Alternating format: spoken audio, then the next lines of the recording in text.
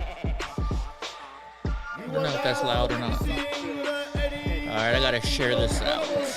Yo, it's the Eddie Block Show. Drunk uncle on the side, ready, let's go. I don't know if that's loud. It's the Eddie Block Show. If you agree or disagree, let them know. Yo, drunk uncle, drink more. We got 2 hours to chat like strange animals. Eddie Block and drunk uncle are great hosts, and we got 50 minds for the trolls. Let's roll. Yo, it's the Eddie Block Show. Drunk uncle on the side, ready, let's go. What's up, Mike Jones? It's the Eddie Block Show. If you agree or disagree, let them know. Yo, drunk uncle, drink more. We got 2 hours to chat like What's up, Sagittarius? Eddie Block and drunk uncle are great hosts, and we got 50 miles for the trolls. Let's roll. Drunk and Eddie, Carol, keep him in check, along with John Wick and Steve Pence. Johnny Yuma, he got the right diet. Mr. Nice Guy, looking heavy, I might try it. Maddie, Courtney, and Evo Knievel, we all know What's up, the Hope? is coming back for his people. Come get some Jay, yeah, trade for Trump. We all love Willow Pie, Brit got the plug. What's up to Kim Tone? I got to say hello to Julius Newman, Ringo Brothers, me Vato. Emily Graham, got the link on like Pronto. Jim Bob's a silly guy, Deborah's head honcho. Drunk Uncle is actually here on time today for once.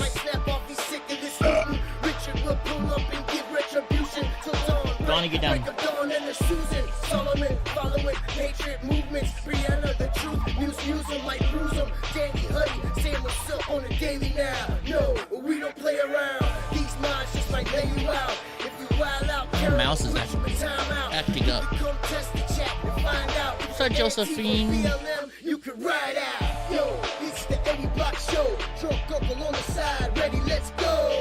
Hey, it's the Eddie Block Show. If you agree or disagree, let them know. Yo, drunk uncle, drink more. We got 2 hours to chat like strange animals. Eddie Block and drunk uncle are great hosts, and we got 50 miles for the trolls. Let's roll. What's up, Carla, Indian, Colorado, Nagasaki, Dara, Nicole. We all proud Americans, got rides a Harley. Ill MAGA sheepdog, I never saw. Hey, Alexis. Listen to the future, Matt Rogers and AI. We all got bread to kill and we stay fly. Ryder and AAL are here. Yo, drunk uncle, slamming on the beer. Nordic, Teresa, and Josephine, all patriots, yeah, we know the team. Diaz brothers keeping their eyes peeled. Biden sucks, yeah, we seen the steal. Lisa D and AJ Alexander, my love and my mini-me, you my man, bro. Penelope, DJ T, and Sugar, and Brownie, and Panda, and Rooster. Bree and Al from Idaho. Browns and Dorothy, ain't no rhinos. Everybody in the chat. Oh yeah, I did like my card. Sorry, Hope, I forgot to tell you last night. Alright, I'll check it out, Sagittarius. Eden, Daisy, and Kelly. Titty 1, Titty 2, it's time to rally. Yo, it's the Eddie Block Show. Drunk uncle on the side, ready, let's go. Hey, it's the Eddie Block Show. If you agree or disagree, let them know. Dear Cam, what's up, Digglework? Drink more. We got 2 hours to chat like strange animals. Eddie Block and drunk uncle are great hosts. Nothing like some Crown and Coke. Yo, it's the Eddie Block Show. Drunk uncle on the side, ready, let's go. Hey, it's the Eddie Block Show. Dude, I must be going deaf. I got this thing turned all the way up. Drink more. We got 2 hours to chat like strange animals. Eddie Block, what's up, Andy? Great hosts, and we got 50 miles for the trolls. Let's roll.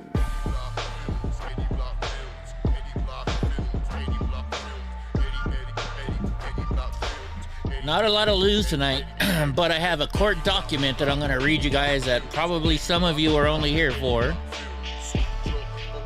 Some court documents that's 15 pages long that you guys are not going to believe. I think the FBI is giving out some information they maybe shouldn't.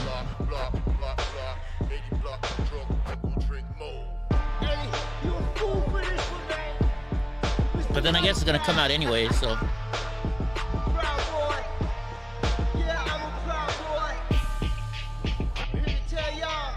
What about Wyoming?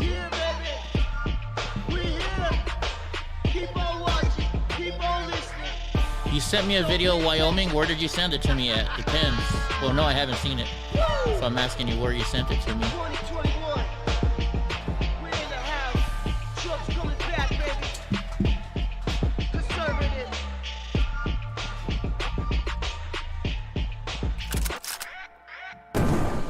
You forgot the one in the chamber!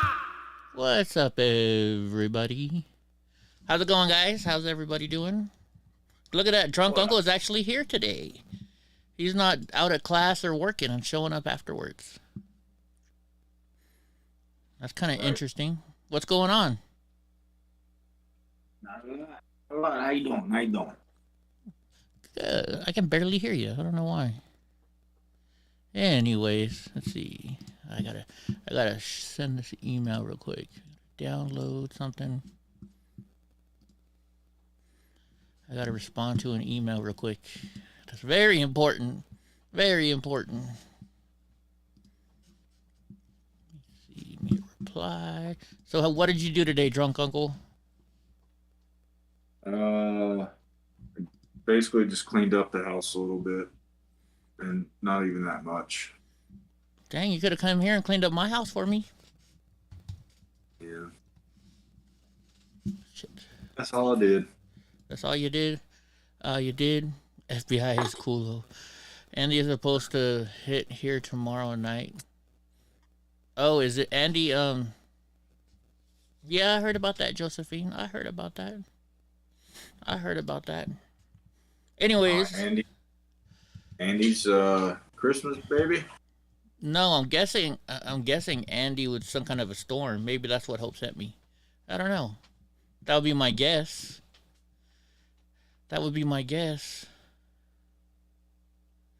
He made you sad? Yeah. Yeah, he'll be back. Wizzy Wig will be back. What's up, Chaz? Something may be wrong on my end, but I just went to his channel and like everything but his last... He deleted it all. Oh, okay.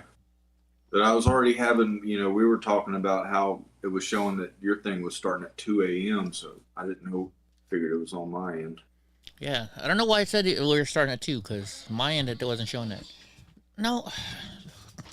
Fucking dog. He knows to do this when I'm streaming, so he'll get a free treat. There, Panda. Dude, I don't know what's up with me. I can barely hear stuff now, maybe. Anyways, well, let's get to the news, because this thing that I have to read you guys, it's like 15 pages long. I must be really going deaf. I can barely hear shit now. Ah!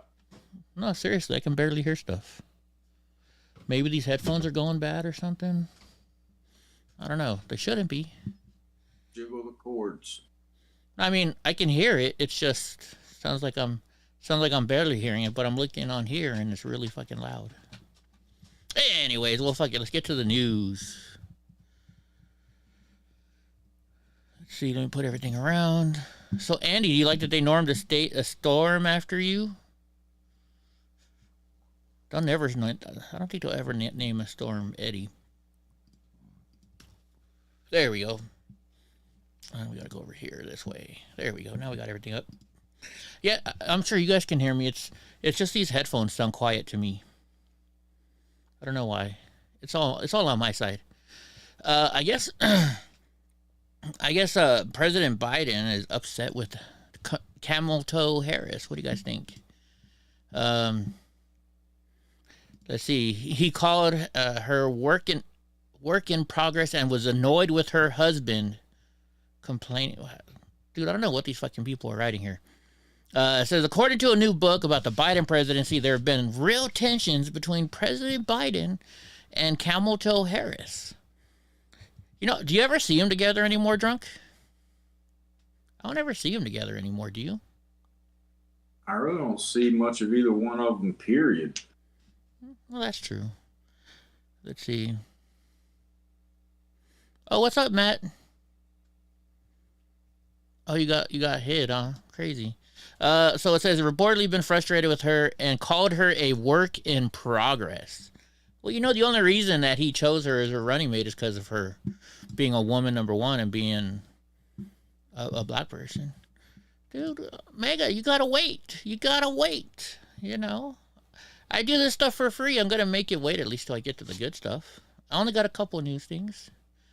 Biden has reportedly been, Politico published these quotes on Tuesday from an excerpt in an upcoming book by Chris Whipple. I don't even know who the fuck this is. I don't know. I don't even want to deal with this. Nobody likes Camel Toe Harris. Yeah, we only actually got 5 news articles today. There's no news today. There's no news today. And the thing I got to read later on is 15 pages, so it's long. I know you have no patience. That's the whole point of it. It makes it more exciting when you got to wait. Did you hear that some train derailed in Tennessee today, Drunk Uncle, and it slammed into a truck? Carrying a concrete beam. Oh no. Oh shit! What a mess. Hold on, let me show this all over again. Oh no. Like, what was the truck still doing there? Mess, Priscilla. How was the truck still sitting there? Oh no. Like, it looked like it was moving. Let me see. Was it moving? Yeah, the truck. I wish this guy wouldn't look down. No. The truck is moving forward. The truck was just a mess, Priscilla. So the truck wasn't stuck. Oh no. Dude, there's smoke. Oh no, no. There's fire. Holy shit. It says a train derailed in Tennessee on Tuesday after smashing through a semi-truck that was hauling a massive concrete beam, injuring 2 train employees in what officials described as a disastrous mess. The truck carrying the 134-foot concrete truss bridge beam was sitting on the tracks in Collegedale when the Norfolk Southern train began passing through it. It was moving. If you watch it, it was moving.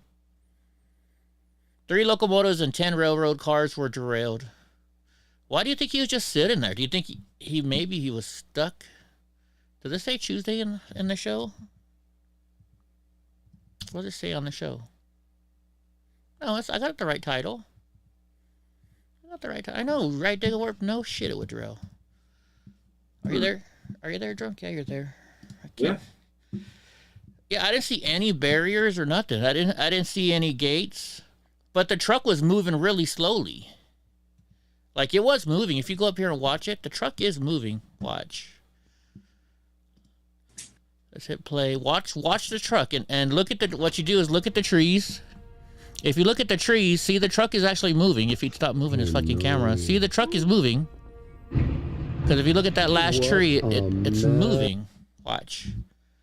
I can't point to where I want you to look at, I don't think. I don't know if you guys can see my pointer or not, but watch the tree. Watch the back of the truck compared to the trees. It's moving. Just watch the back end of the truck. That thing is moving. Oh no. So I just don't get how a truck driver would do that. I don't think a truck driver would unless he had gotten stuck and maybe just got started at the end. I don't know. What do you think, Drunk Uncle? This is moving very, very, very slow. It was, but it was moving. Yeah. So I don't know if maybe it got stuck or what happened. And wouldn't it be a bitch if like just somebody was like, let's say there's a road a block down or something, and somebody was literally waiting to turn left and was like holding that truck up across the railroad.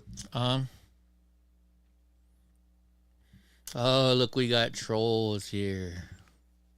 Mother in Miami, airport hurls. Yeah, I don't know. Maybe he went across and then the warning. Yeah, it might have been. He might have got stuck. I don't know. I don't know. Anyways, so mother in Miami, airport hurls computer at Amazon Airlines worker after losing kids. How do you lose somebody's kids? Let's see what this is. Let's see what. And how is she wearing a tank top right now?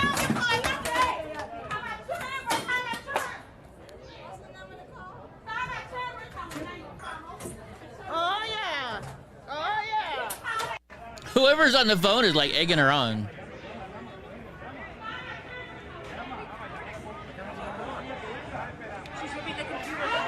You think the heavy load like that needs escorts? I don't know.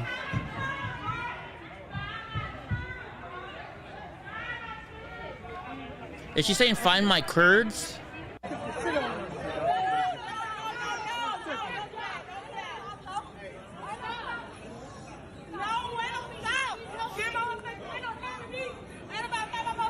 Well, she's fighting with everybody.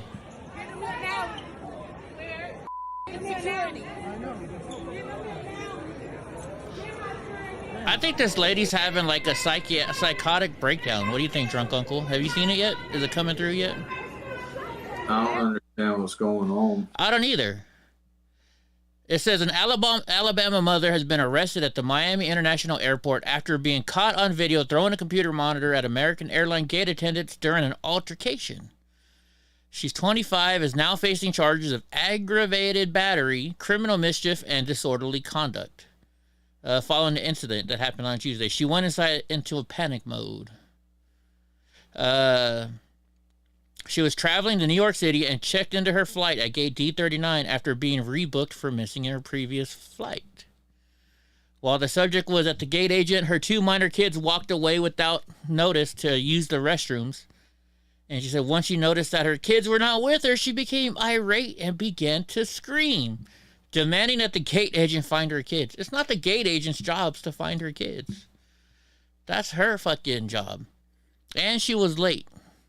Investigators then pulled the boarding pass reader off the wooden counter and damaging the equipment in the countertop area, and she continued to scream.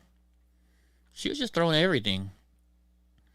The police affidavit says that employees suffered a bruise to her right shoulder, and it's believed she caused $10,000 in damages.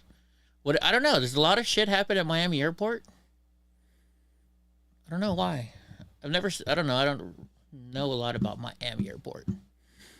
But she's freaking out because her kids walked away from her and she's blaming other people. That's what our world is nowadays. Let's just blame everybody else. It's everybody else's fault. Everybody else supposed to look out for my kids. Right? It's not my fault. It's not my fault I was late. Drunk, it's all your fault. Dude, can't be watching my kids. That's what I pay y'all to do. Right? But you're not paying us. Well, I should. Freaking yeah, I don't understand that at all. It's just the world we're in nowadays. All right, so I found this news story, and check this out. I did not think that regular businesses did this. You know, I know casinos have facial recognition software, you know, so when you walk in a casino, if you've been kicked out of the casino before, they can look for you. Also, they do it to say, hey, my high roller just walked in. Let me go greet them immediately, you know? Did you know that, like, theaters and other places are now using facial recognition software? And can you believe it? Are you there? You alive? Yeah, I'm just trying to process it. They're using facial recognition. Girl Scout will kick out a rocket show. So what they're saying is, so this mom, she works for an attorney, and this attorney, this law firm, has sued. Well, here, let me read it. Lawyer Kelly Conlin was denied entry to a performance of the Christmas Spectacular show with the Rockettes at Radio City Music Hall in New York City after facial recognition technology spotted her in the lobby. So she spoke to NBC News about being booted from the venue due to the law firm where she works, which she said was mortifying. So what it is this. I guess I'll read farther. The weekend after Thanksgiving, she said her and her daughter arrived in New York City along with other members of a Girl Scout troop. So she's not even from New York City. It says, shortly after walking in the theater, she was flagged by security and told to leave because of her place of employment. She works for a New Jersey-based law firm called Davis, Saperstein, and Solomon, and for years her firm has been involved in a personal injury litigation against a restaurant venue MSG Entertainment owns. MSG operates Radio City Music Hall.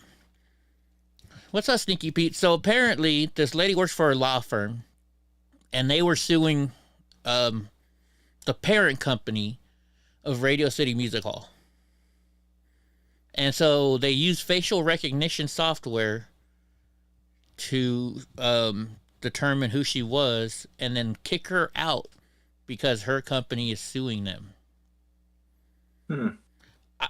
I cannot believe that Radio City Music Hall uses facial recognition. Well, they're a part of Madison Square Garden. Yeah, but still, so that makes you wonder who else is using this shit. Like, I don't know. It might be much more affordable. I don't know. I mean, you think, okay, I could understand casinos, right? Because casinos are big time stuff. But Radio City Music Hall, it's just like a theater. So I wouldn't think that they would have that stuff. I don't know. So the reason why I got this was not because it's such a crazy story, but just so everybody knows. More and more businesses nowadays, guys, are using facial recognition software. If Radio City Music Hall is doing it, I wouldn't be surprised if Walmart's doing it. Because Walmart's a big company, right? I wonder if you go into a Walmart store, if they got facial recognition software trying to catch the people stealing. Before you know it, it'll start just being like deducted out of your bank account whenever they recognize your face. And if you don't have a bank account, you'll be flagged and asked to leave. Like, you're not going to do anything. And they're like, how do you know? Like, we checked your bank account. You have no money. You must leave. Let's see. I'm typing in Walmart facial recognition trial. I would think they would, because I was reading somewhere the other day, because they were talking about how Walmart is complaining about, now that they have those self-checkouts and people are, scanning the wrong prices and stuff like that. And they mentioned on there that they are checking people's watching people through cameras on there, seeing what they buy and recording their faces. I don't know. What do you think? I think they are. Right. I think they do. Don't do as you told your life. I don't understand that. Oh, no. I don't know. But they're using facial recognition software everywhere nowadays, guys. So just giving you a heads up. If they got cameras in the place, they might be doing some facial recognition shit on you. Yeah, Digga, we know you're in Florida. You don't got to winterize shit. Bite me. Bite me. All right, one more thing, and then I'll get to what you guys are waiting for. You guys have to wait, though. I do this show. I'll talk about the most important thing last. You got to stay through the show. The FBI responds to the Twitter files. You know how Elon Musk posted the Twitter files the other day through some other people, and they're talking about how the FBI and how they were, trying to portray that the FBI was going and, what do you want to call it? My brain's freezing now. The FBI, was telling Twitter, what to post and what not to post. So the FBI is responding now.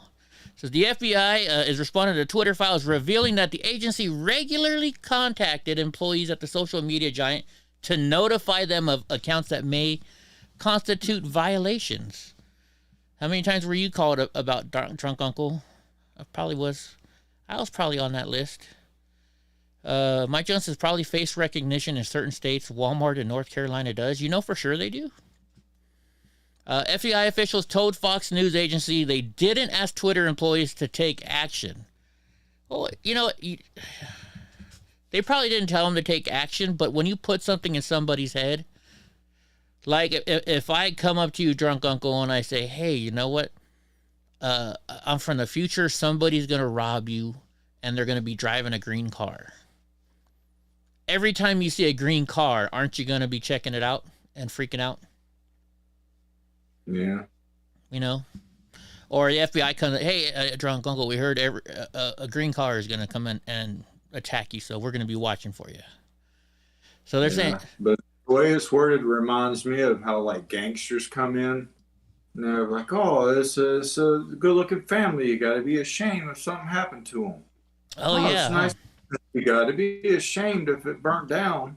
Right? Kind of like that. We can provide protection. Yeah. So things don't happen. All right, so it says FBI officials told Fox News they didn't ask Twitter to take action, but they provided it so that way Twitter employees can make a determination on whether to make it. I mean, come on. you're basically telling them to take action. So the writer Matt Taibbi tweeted multiple internal files between Twitters and the FBI. So it says FBI San Francisco is notifying you of the below accounts which may potentially constitute violations of Twitter's terms for any action deemed appropriate within Twitter policy. So when you do that kind of stuff, you're telling them, hey, you need to take action. It's, they may not say it outright, but they said it.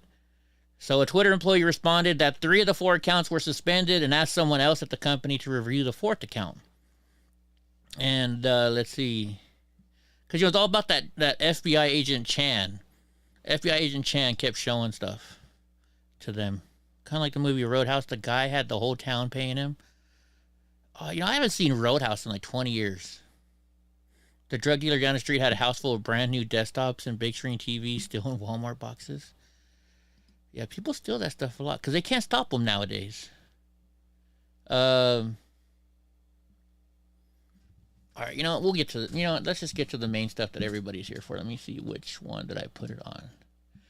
We're skipping play. Straight to the banging. Straight to the banging. Okay, where is this now? I had it on here. Did I delete it? Did I delete it? Uh-oh. I had it saved up here somewhere. I'm going to have to find it again. Oh, no, here we go. Here it is. All right, guys. So I was on this website, and I was doing some research today. It was a list of all the FBI people, and it had to do with all the January 6th stuff. I can't comment on this right now, but I can read you this story. So you can ask Drunk Uncle questions, and you can ask me questions, but I'm not going to respond because I'm walking a tight line with this right now. But this is all public information. Drunk Uncle doesn't even know what I'm about to read. I don't know if you guys know what I'm about to read, but this is all public information. It is from the United States District Court for the District of Columbia. And it's for the United States of America versus Jeremy Bertino, which you guys are might be aware, you might not. That's Noblebeard. Remember Noblebeard? He got stabbed in on December 12th, and he was stabbed by Antifa. He was on my stream, and he went and he's like, "Look, Antifa, if you're out there, if you're watching Eddie's stream, then come down here because I'm waiting for you." He called him fucking out. Okay? I was proud of Noblebeard that day. And so this is from Noblebeard. This is court documents, and this is something that he signed and dated. So I'm going to read it to you because I can't talk about it, so I'm just going to read the whole entire thing. And believe me, it gets good in here. There's some things I might be able to talk about. So here it says the statement of offense. Pursuant to Federal Rule of Criminal Procedure Number 11, the United States of America, by and through its attorney, the United States of America for District of Columbia, and the defendant Jeremy Bertino, with the concurrence of his attorney, agree and stipulate to the below factual basis for the defendant's guilty plea. It says, if this case were to proceed to trial, the parties stipulate that the United States could prove the below facts beyond a reasonable doubt. So here's the background. It says the Proud Boys describes itself as a pro-Western fraternal organization for men who refuse to apologize for creating a modern world, aka Western chauvinists. Throughout the United States, there are local Proud Boys chapters where are typically led by chapter presidents, and each chapter has a degree of autonomy. Joe Biggs is in jail. He's been in jail for a long time. So number 2, Bertino joined the Proud Boys in approximately 2018 and was for a time the vice president of his local Proud Boys chapter in South Carolina. As of January 6, 2021, Bertino was a 4th degree member of the Proud Boys, the highest rank within the Proud Boys. And I don't know if you consider that that's not the highest rank, but that's the highest an average person rank could be. I can say that. On multiple occasions in 2020, Bertino traveled to Washington, D.C. for rallies as a member of the Proud Boys. Among other times, Bertino traveled to Washington, D.C. as a member of the Proud Boys for an election-related rally on December 12th, 2020. On the evening of December 12, 2020, a group of Proud Boys were marching in the streets near Asbury United Methodist Church. Members of the Proud Boys stole a Black Lives Matter banner from the church's property. The banner was then burned. The Proud Boys chairman, Enrique Tarrio, later publicly admitted that he was present and that he had burned the banner. Number 5. It says, on the evening of December 12, 2020, several individuals, including Bertino and other Proud Boy members, were involved in an altercation in downtown Washington, D.C. During that altercation, Bertino, among others, was stabbed. Following that stabbing, Bertino was hospitalized, released, and was still recovering outside of the Washington, D.C. area from his injuries as of January 6, 2021. But for those injuries, Bertino would have traveled to the District of Columbia on January 6th. So now it says Bertino's participation in the plot to corruptly obstruct the certification of the Electoral College vote. This is where it starts to get interesting, folks. And this is all court documents. I am just reading word for word the court documents. You can take this however you want to take this. And you guys can discuss it in the chat. But I am not going to say anything other than exactly what I'm reading. It says, as a member of the Proud Boys since approximately 2018 and an attendee at prior national rallies attended by the Proud Boys, Bertino knew and understood that some members of the Proud Boys would resort to unlawful conduct to achieve an objective. And Bertino understood from internal discussions among the Proud Boys that in the lead up to January 6th, the willingness to resort to unlawful conduct increasingly included a willingness to use and promote violence to achieve political objectives. Number 7. On December 23rd, 2020, Bertino accepted an invitation from Enrique Tarrio to join a new Proud Boys chapter that Tarrio had devised called the Ministry of Self-Defense. During communication, members of the Ministry of Self-Defense leadership discussed how to organize and direct a group using a top-down structure. Proud Boy members Tarrio, Ethan Nordine, and Joseph Biggs formed a 3-person marketing council that was responsible for establishing the strategic objective for every MOSD rally. Person 3. Now, I want you to see this.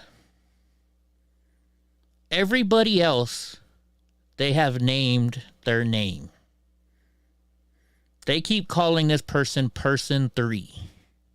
Are you still here, Drunk? Yes, you are. Okay. So, yeah, Drunk, I'm going to let you talk about this.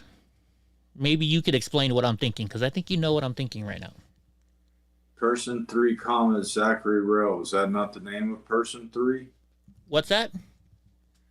It says Person 3, comma, Zachary Rell. Is that not Person 3? So Person 3 is a person that they're not saying their name. But they're naming 3 people. No, they're naming 4 people. They're naming a whole bunch of people. So here, let me read the whole sentence again.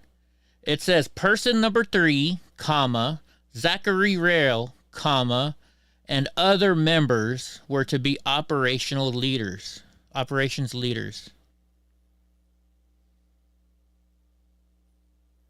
So they're just I don't think they're saying Zachary Rell is person number 3. Because why would they say person number 3 and then his name? So then it says Bertino. Oh, and it says Bertino and a small group of other members, including Charles Donahoe, formed the regional leadership for the purpose of recruiting trusted members to join the MOSD. So who's real? Is that milkshake? no, they set it up here. I can't. I can't. They set it up here. Jeremy Real. He's a Proud Boy from. Where'd they say it?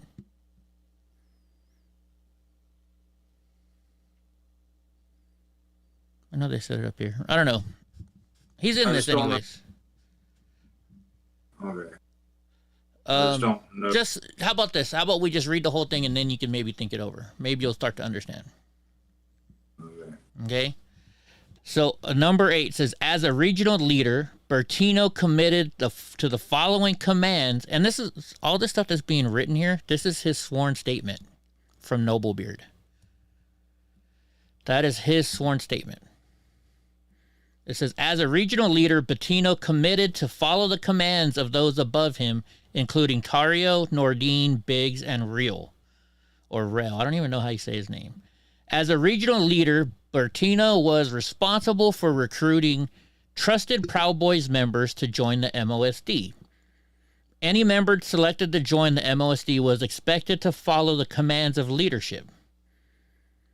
Proud Boy members recruited into the MOSD chapter were repeatedly admonished by MOSD leadership, including Tario, that they were to follow the commands of leadership, and if they did not, they would be removed from the MOSD chapter. In practice, Tario intended to and did exercise ultimate authority over the MOSD operations. Number 9. It says, during the fall and winter of 2020, Bertino noticed the members of the Proud Boys, including but not limited to MOSD leadership, were becoming more extreme and aggressive in their views. This trend accelerated after the December 12th rally, and it included members of MOSD leadership and MOSD membership with whom Bertino had conversations. For example, Bertino was involved in discussions with other Proud Boys, including but not limited to Tario, Biggs, Nordine, Real, and Donahoe, in which participants indicated a willingness to use violence, affirmatively rather than in a defensive posture. Bertino further understood that due to a number of negative interactions with the law enforcement, including the events on December 12th, that the Proud Boys were increasingly viewed police as the enemy, and Proud Boy members increasingly referred to the police as Cop Tifa, meaning that they viewed the police are siding with Antifa. In some places, absolutely. So this is everything that you're reading here is something that the FBI was told by the person that's going to sign this at the bottom. All right. Does that make sense, Drunk? Kind of now? Sure. So it says, Bertino believed that the 2020 election had been stolen, and as of January 6, 2021 approached, believed that drastic measures, including violence, were necessary to prevent Congress from certifying the Electoral College vote on January 6th. Bertino made his views in the regard known publicly, as well as in private discussions with MOSD leadership. Bertino understood from his discussions with MOSD leadership that they agreed that the election had been stolen, and the purpose of the traveling to Washington, D.C. on January 6, 2021 was to stop the certification of the Electoral College vote, and that the MOSD leadership were willing to do whatever it would take, including using force against the police and others to achieve that objective. So they are saying that this is the person who wrote that, or the person who signs at the bottom of this document is saying that this is what happened and calling it truth. So this is like a sworn statement is what we're reading right now, guys. So number 11, it says MOSD leadership increasingly discovered the police as January 6th approached. It says Tario's impending arrest for destruction of the BLM banner was discussed among MOSD leadership on December 30th, 2022 or 2020. Once again, person 3. See how they keep saying person number 3? Yeah. So they're not. What I'm trying to show you with this is they're not naming who person number 3 is, guys. Why would, if this is a sworn document that's going into court records that they have to put out in public, why are they not naming who person number 3 is? It's Eddie. Sure. If it was me, do you really think I'd be reading this right now? So person number 3, they do not want to name who it is. Oh, sounds good, man. Thank you. You know, I would take your cock out of my mouth, but it's so small I can't find it. So anyways, but they keep saying person number 3, and they announce 4 other people. So that means there's only 5 people in the group. So whoever person number 3 is sounds to me like this was an FBI agent. Does that not sound like it to you? Would be. That's what it sounds like to me. That's what it sounds like. Because why would they not put this person's name in there? So number 12. Oh, wait. Let's see. It says, so anyway, so there, it says that Enrique knew he was going to get arrested on December 30th. So it says, person number 3 asked Tario whether the arrest was coming on January 6th, and Tario responded that he was pushing for that. Person number 3 expressed his view that we could have a fucking riot if Tario was arrested, and our guys were not expecting it. Bertino subsequently commented, maybe it's the shot heard around the world and normies will fuck up the cops. To which person number 3 responded that there was a chance the normies are the initiator. Person number 3 then described an incident on December 12, 2020, in which a member of the Proud Boys had been maced by the police and dudes were going at the cops for blood. So they keep bringing up person number 3 and they don't. It's got to be an FBI agent. It's got to be. Why would they hide the person number 3's name? There could be something else. I don't know. But this is a long thing. We still got 10 more pages to go of this. So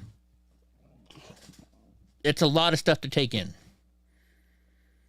Now, number 12 says, on January 1st, 2021, person number 3 asked the MOSD leadership group about postings online about an altercation in Salem, Oregon that involved Proud Boys. One of the participants in the MOSD leadership group told the group that police in Salem had protected an Antifa group and that our guys and other patriots got pissed and cussed out the cops, who then pushed the Proud Boys back. In response, another member of the chat commented, our disposition towards the police needs to be reevaluated. Person number 3 then stated that we could have ran them the fuck over in D.C. in December and the police wouldn't have been able to do shit. Tario advised that the MOSD leadership that he had a plan for it, but that someone had talked Tario out of it. And then Bertino commented, fuck the blue, hashtag fuck the blue. So once again, guys, this is all a court document that somebody is telling the FBI. It says on January 2nd, 2021, Tario created an encrypted message group for recruiters. So now this tells you that he created another group for new members. So you know how they keep saying person number 3 and then there's 4 other people in the chat? So there's only 5 people in this chat. All of them are in jail right now. So whoever the person that they're not talking about, that is, or they're talking about, isn't in jail. So these people that are in jail know who this person number 3 is. We don't. So whoever this person number 3 is, to me, I think is the FBI personnel. Does that make sense to you, Drunk Uncle? Do you think this person perhaps maybe had long hair? I don't know.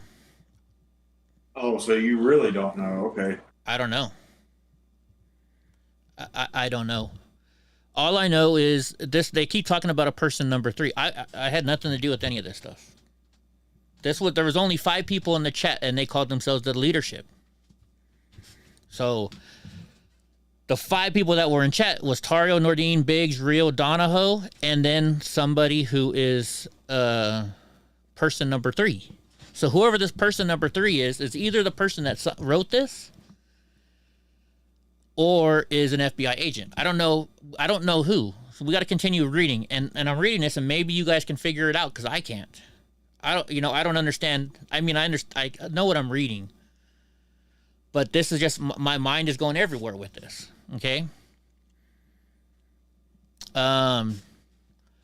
So now number 13 on January 2nd, 2021, Tario created the encrypted message group for recruits who had been accepted to become members of the MOSD. Tario posted a message that read, "Open for business." The group labeled at least 65 or included at least 65 members, including Tario, Nordine, Biggs, Real, Bertino, and Donahoe. Bertino added Dominic Pizzola to the MOSD members group on that same date. Shortly after Pizzola had traveled from New York State to North Carolina to deliver a decorative shield to Bertino.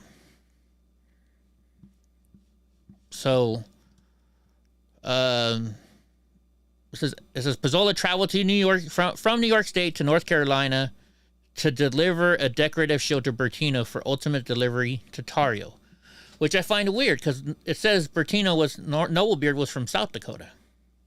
So why would I don't know if this is a mistake or what. Number 4. Huh? South Carolina? Yeah. You said South Dakota. Oh, I'm sorry. South Carolina. My bad. He may live really close to the border, which if he left from North Carolina, most likely flew out of Charlotte Douglas. Okay. Well, you know more about North Carolina than I do. Yeah. I don't know much. But I just keep wondering. They keep referring to a person number 3, and so either person number 3 is a rat or person number 3 is an FBI agent. Because why would they hide their name? That's what I don't get. This is what I don't get. And that's why we're reading this to you guys. So number 14 says, and once again, for you guys that are just here, this is a court document. This is a what do you call it? A certified statement. This is an actual statement delivered to the court. So this is somebody wrote down and signed it saying this is the truth, the whole truth, and So this is written by somebody. It says the hand-selected men in the MOSD members group openly discussed plans for a potential violence at the Capitol. Bertino encouraged these discussions and preparations.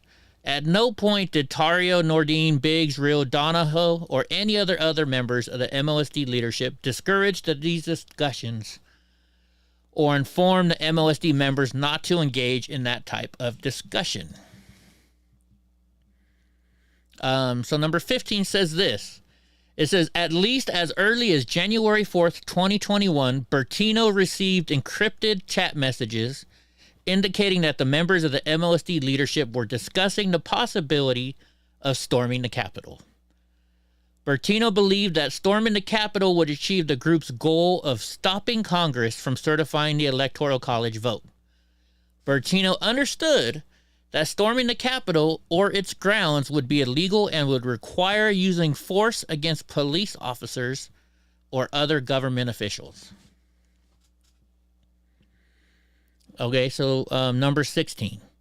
It says, in the early afternoon of January 4th, Tario advised the MOSD leaders that a warrant for his arrest had been signed. So this is saying that on January 4th, Enrique knew he had a warrant for his arrest. And this is just what this says. Certain MOSD leaders, including person number 3, once again, they're bringing up person number 3. They won't say his name. And Bertino, so that tells you it's not, Noblebeard is not person number 3. Expressed their anger in response. Bertino commented, I say fuck it, let's set it off. Person number 3 responded absolutely, and then added a voice note.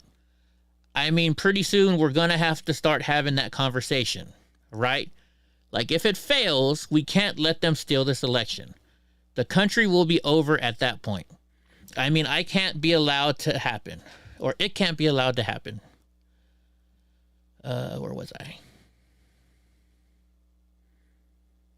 Where was I? Now I lost my spot. Did it move? Did I move the thing or something?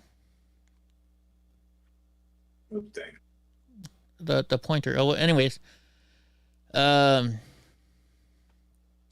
it says, I say fuck it, let's set it off. Person number 3 responded. Here we go. I mean, it can't be allowed to happen. So as fucked up and fed potsy as it is, at some point, we have to have the conversation. Bertino replied J20, which I don't know what that means. And then, drag them out by their fucking hair. And then if they steal it, then Bertino understood that the MOSD leaders were prepared to direct and use force to stop the Electoral College from proceeding. Bertino understood that this force could include the storming of police lines and barricades at the Capitol. Now, this is all from whoever's writing this brief right here. I think person number 3. I don't understand what this is. Right? So now it says Tario is arrested. I never know how to say his last name. I just call him Enrique. So number 17 says Tario was arrested upon his entry into Washington, D.C. on January 4th. In response to the news of Tario's arrest, Donahoe created a new group on the encrypted messaging application for MOSD leadership. It says new MOSD leaders group. That did not include Tario, but did include Bertino, Nordine, Biggs, Real, Donahoe, and person number 3.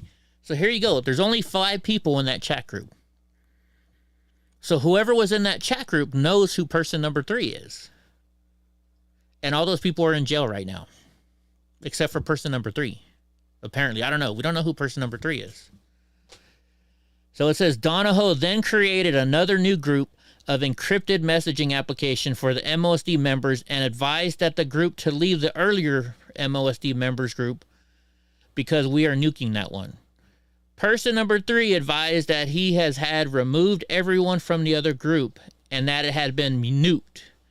After its creation, the new MOSD member group included approximately 90 participants in total, including person number 3.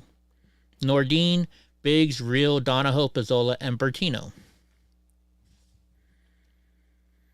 So it says at 7:15 p.m. on January 4th, Donahoe posted a message on the new MOSD member group that read, "Hey, have been instructed and listen to me real good. There is no planning of any sorts. I need to put into whatever new thing is created. Everything is compromised and we can be looking at gang charges." Donahoe then wrote, "Stop everything immediately." And then, this comes from the top, person number 3 posted a response to Donahoe in the new MOSD leaders group that said, "There is no top outside of this group." So which is, yeah. Like I said, I'll let you, it looks like you want to make a comment. You can make a comment so I can take a little drink.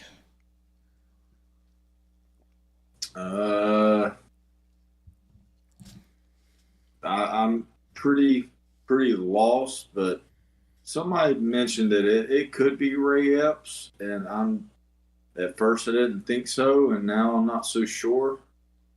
But that's all I can say right now, I guess. Mm-hmm. I don't know. I don't know anything. I'm just reading the paper. This is all a court document, folks. We're just reading a court document.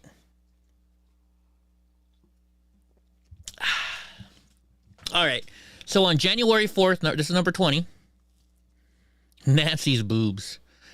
On January 4th, 2021, after creating the new MOSD leaders group, Donahoe advised the other leaders, each one of us should personally clear out our history of that MOSD chat.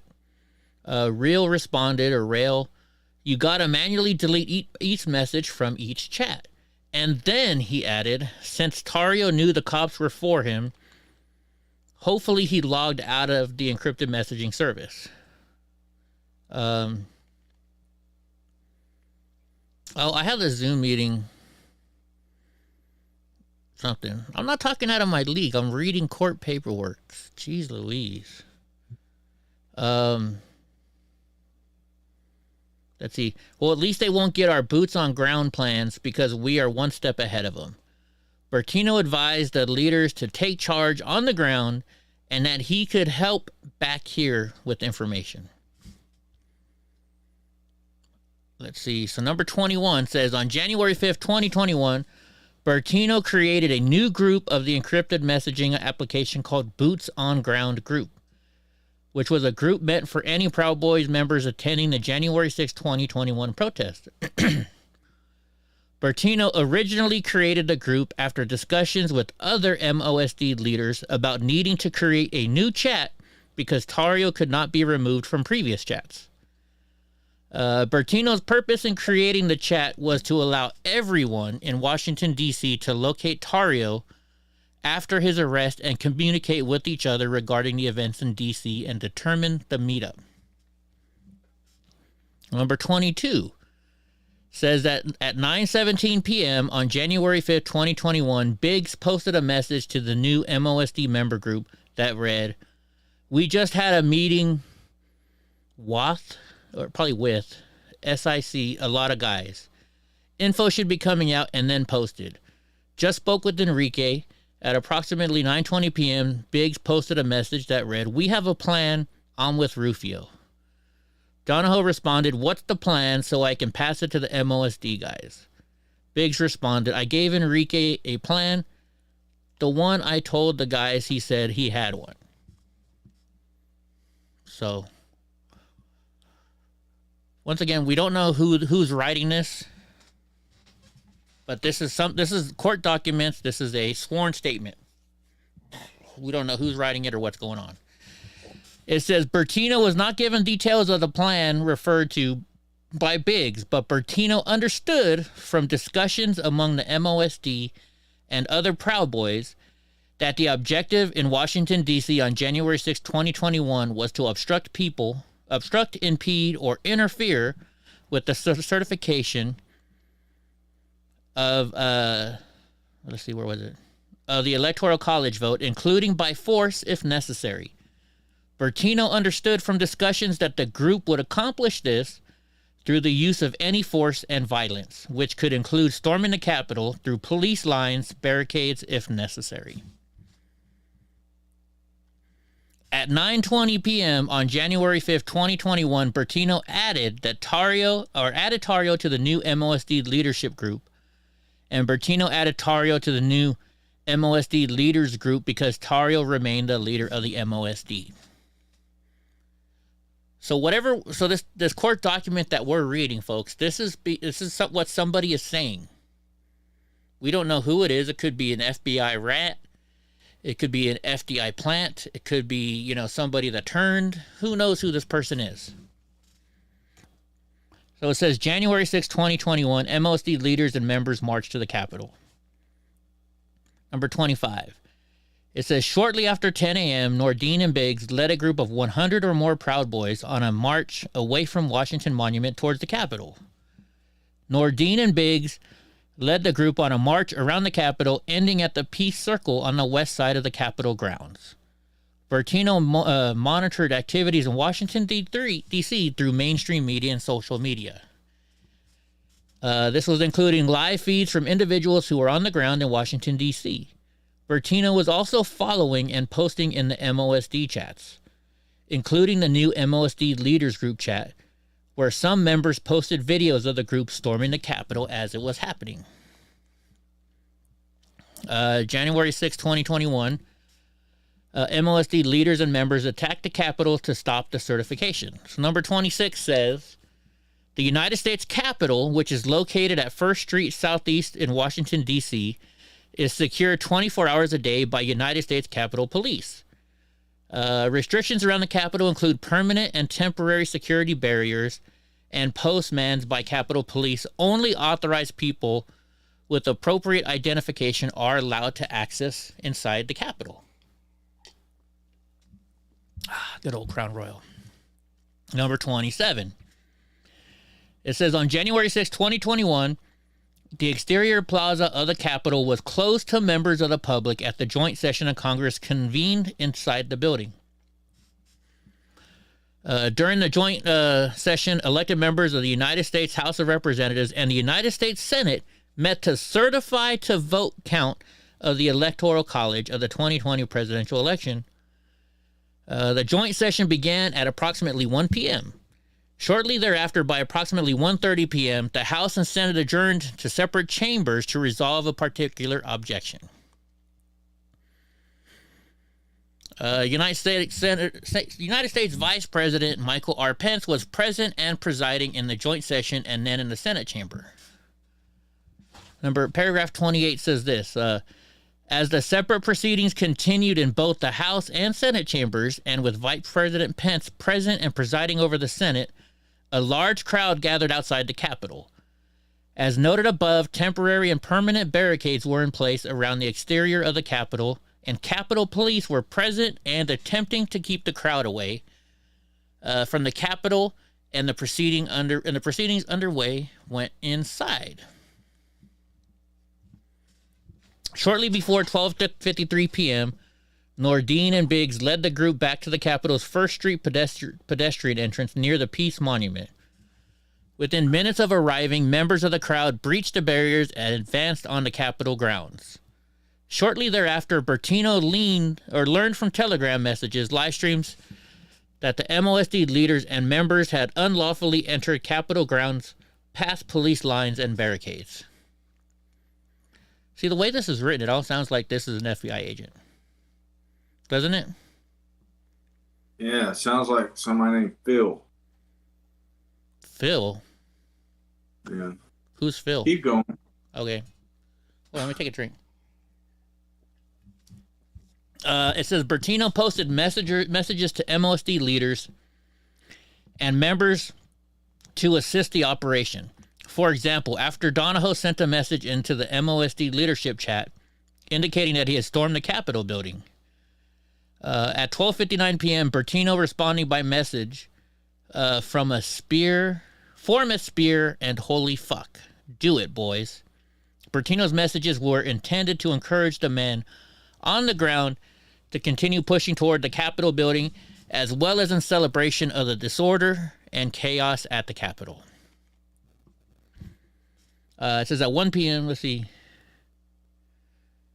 At 1 p.m., Bertino posted a message in MOSD chat, leadership chat, stating that storming the Capitol building right now and get there. Bertino posted this message to encourage the men on the ground to continue pushing forward in an attempt to stop the certification of the Electoral College vote. Number 33 says, shortly after 1:52 p.m., Bertino posted messages in the new MOSD member group that advised that they are moving the cops back, and then I have tears in my eyes. Number 34 says, at approximately 2:13 p.m., Pizzola used a stolen riot shield to break a window of the Capitol. The first members of the mob entered the Capitol through the broken window. Hundreds of individuals entered the building over the next hour, including Nordine, Biggs, and Real Pizzola, and other Proud Boy members and associates who had followed Nordine Biggs to the Capitol. Excuse me. Number 35. It says, on this evening, January 6, 2021, Bertino messaged Tario, brother, you know we made this happen. 1776, motherfucker. And dude, did we just influence history? These messages were in reference to the Proud Boys and other rioters overrunning the Capitol building and delaying the certification, and to the Proud Boys having inspired the normies to take action on January 6, 2021. Number 36 says, in issuing encouragement to the men on the grounds in Washington, D.C., Bertino intended that Proud Boys members used force to obstruct, impede, or interfere with the certification of the Electoral College vote, and forcibly assist, resist, oppose, impede, intimidate, or interfere with officers or employees of the United States. Number 37 says, in taking such actions, Bertino intended to influence or affect the conduct of the United States government by forcibly intimidating and coercing government personnel who were participating in or supporting the congressional proceedings of counting and certifying the Electoral College tally, including members of Congress, congressional staff, law enforcement officers with the Capitol Police and Metro Police Department. Let's see. Number 38 says, at approximately 4:03 p.m., Donahoe responded to a comment by Bertino in which Bertino indicated that he had not seen anyone he knew breaking windows or entering the building. Donahoe responded, definitely a video of one of our guys smashing out the window with a stolen police riot shield. Donahoe was referring to a video that he had seen of Pizzola breaking the window of the Capitol. Let's see, number 39. It says that at approximately 4:27 p.m. on January 6th, Bertino posted to his public social media account, do not go home. We are on the cusp of saving the Constitution. Stay on the ground, patriots. Number 40 says, because of the dangerous circumstances caused by the unlawful entry into the Capitol by Bertino's co-conspirators and others, including the danger posed by individuals who had entered the Capitol by force and without any security screening or weapons checks, congressional proceedings could not resume until after law enforcement had removed every unauthorized occupant from the Capitol and confirmed the building was secured. Accordingly, the proceedings did not resume until approximately 8 p.m. on January 6, 2021, after the building had been secured. Vice President Pence remained in the Capitol from the same time he was evacuated from the Senate chamber until the session expired. This is a lot of information, right, guys? Yes. A lot of information. So still, we don't know who's writing this. Who number 3 is. It doesn't sound like Noblebeard is writing a statement. So number 41. On the evening of January 6, 2021, Bertino sent a message to MOSD members in which he stated, we had the power in our hands and we gave it back to them. In that statement by we, Bertino referred to the Proud Boys and others who occupied the Capitol. He continued, nobody wants to go that second level yet, and just proved it. He additionally produced a podcast for public consumption in which he stated, among other things, here's the problem with what happened today. Half measures do nothing, half measures get nothing accomplished. He continued, I'm not advocating for anyone to break the law. FBI, because I know you're fucking watching, but when we don't have a voice in said laws, should those laws actually apply to us? We didn't have to relinquish the fucking building to them. It says the attack on the Capitol resulted in substantial damage, requiring the expenditure of more than $2.7 million for repairs. I don't think there was that much damage, bro. I really don't. On or about March, so number 43, Bertino's illegal possession of firearms. It says, on or about March 8, 2020, the FBI executed a search warrant at the defendant's residence in North Carolina. While executing the warrant, agents located 6 firearms, a Walther .22 caliber pistol, Smith & Wesson 9mm, a Hammerly .22 LR tactical rifle with the scope, a .22 bolt-action rifle, a Garrison 12-gauge shotgun, and a Mossberg .22 AR-15 style firearm with the scope. Who are they talking about now? They're talking about Noblebeard. Oh, they keep flip-flopping between North and South Carolina. Yeah, I noticed that. That's what I saw in my head too. And then it says they also found 146 rounds of 9mm ammunition, 2,722 rounds of .22 ammunition, 296 rounds of 5.56 ammunition, and 35 rounds of 12-gauge shotgun ammunition, and 42 rounds of .380 ammunition, and 8 magazines. That's a lot of freaking bullets. All of the firearms and munitions discussed in the previous paragraph traveled in interstate or foreign commerce. Whatever the fuck that means. Number 45. As of March 8, 2022, the defendant had been convicted of an offense punishable by a term of imprisonment exceeding 1 year. He knew that as a result of this conviction, it was illegal for him to possess firearms and ammunition. The defendant had knowledge that the firearms and ammunition described in paragraph 43 were in his home. Although he was not home at the time, the search warrant was executed, and the defendant intended to and did exercise dominion and control over it, at least one firearm described in paragraph 43. So what they're trying to say is that this was his firearms. But you notice how they said it had traveled interstate? They're trying to make you think he took it to Washington, D.C., I think. Well, it said commerce, which means buying and selling. So maybe this person went to gun shows, for all I know. I have no idea. That was my first thought. Yeah, I don't know. Interstate commerce means like, you know, a truck driver. Yeah. You know, you drive products or transport products, not necessarily trafficking, but interstate commerce. Yeah. All right, so it says this proffer of evidence is not intended to constitute a complete statement of all known facts by Bertino or the government. Rather, it is limited statement of facts intended to provide the necessary factual predicate for Bertino's guilty plea. So this is weird. This is what I don't get. So it says this proffer of evidence is not intended to constitute a complete statement of all facts known by Bertino to the government. So is this something Noblebeard told him? Is this what they're trying to say? Yeah, I haven't seen Julius in a long time. It says, rather, it is a limited statement of facts intended to provide necessary factual predicate for Bertino's guilty plea. So this is all part of Noblebeard's, what do you call it? He's getting a deal, it sounds like. He's getting some kind of a deal with the government.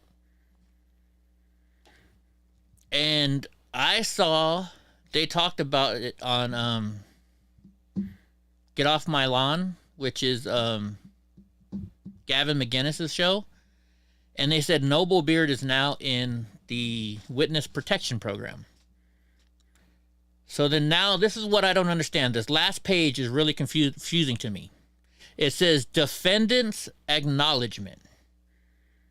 It says the preceding statement is a summary made for the purpose of providing the court with a factual basis for my guilty plea. So it says my guilty plea to the charges against me.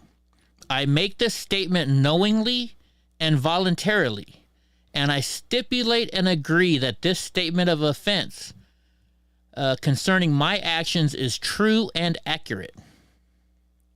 I have read every page of the statement of offense and have discussed it with my attorneys, J.P. Davis and Taylor Goodnight. Taylor Goodnight. I am fully satisfied with the legal services provided to me in connection with this plea.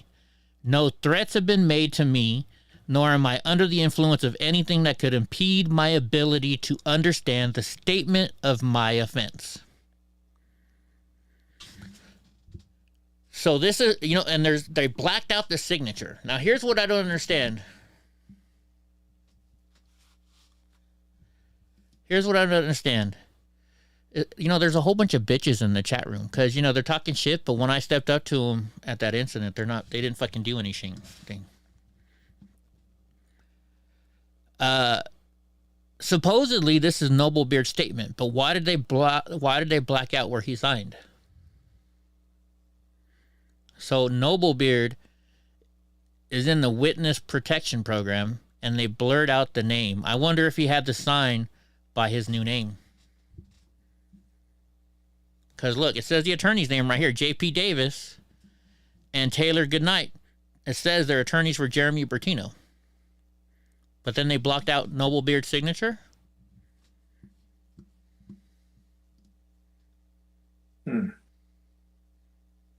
Yeah, but we already know his name. It's probably Nancy Pelosi. What's that? So person number 3 is obviously Nancy Pelosi. I've made my critique, and it's for sure Nancy Pelosi. All right. Like maybe it's Nancy Pelosi. I don't know.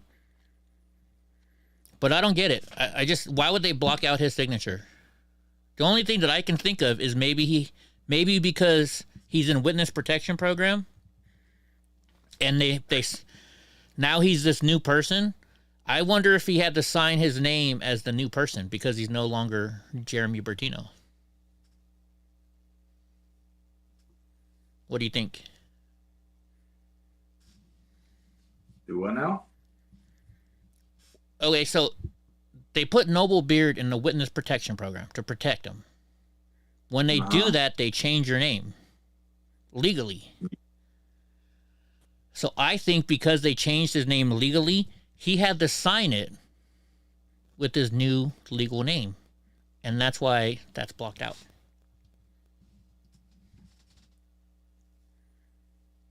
So his old name and his new name was listed in the same document?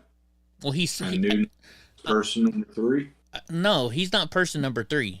Person number 3, I think, is the FBI agent that infiltrated. Right. Oh, that's okay. my guess. Just trying to clarify. This is just a guess. It's been hard to follow with this, this stuff. No, I don't know who person number 3 is. Nobody knows who person. Well, somebody knows who person number 3 is. Well, a couple of them are. Like the whoever name starts with the L, I've already forgotten. L. But yeah, I asked about it a while back ago, and you said that they mentioned their name before, but. Oh, you're talking about Real. Yeah. Not. It starts with an R, not an L. It has an L in it. Give me a break. So I'm thinking though. I don't know if this is. So this could be either this. This isn't written by number 3. It can't be written by number 3 because it says defendant's acknowledgement, which is Noblebeard. So, like it says up here, in January, he was all for it. And then all of a sudden now Noblebeard is... So Noblebeard, it sounds like turned. And once again, I'm not 100% sure. But here are the facts that we do know. Noblebeard is in the witness protection program. And Noblebeard signed a plea deal, and this is supposed to be his plea deal. And you want to know where I found it at?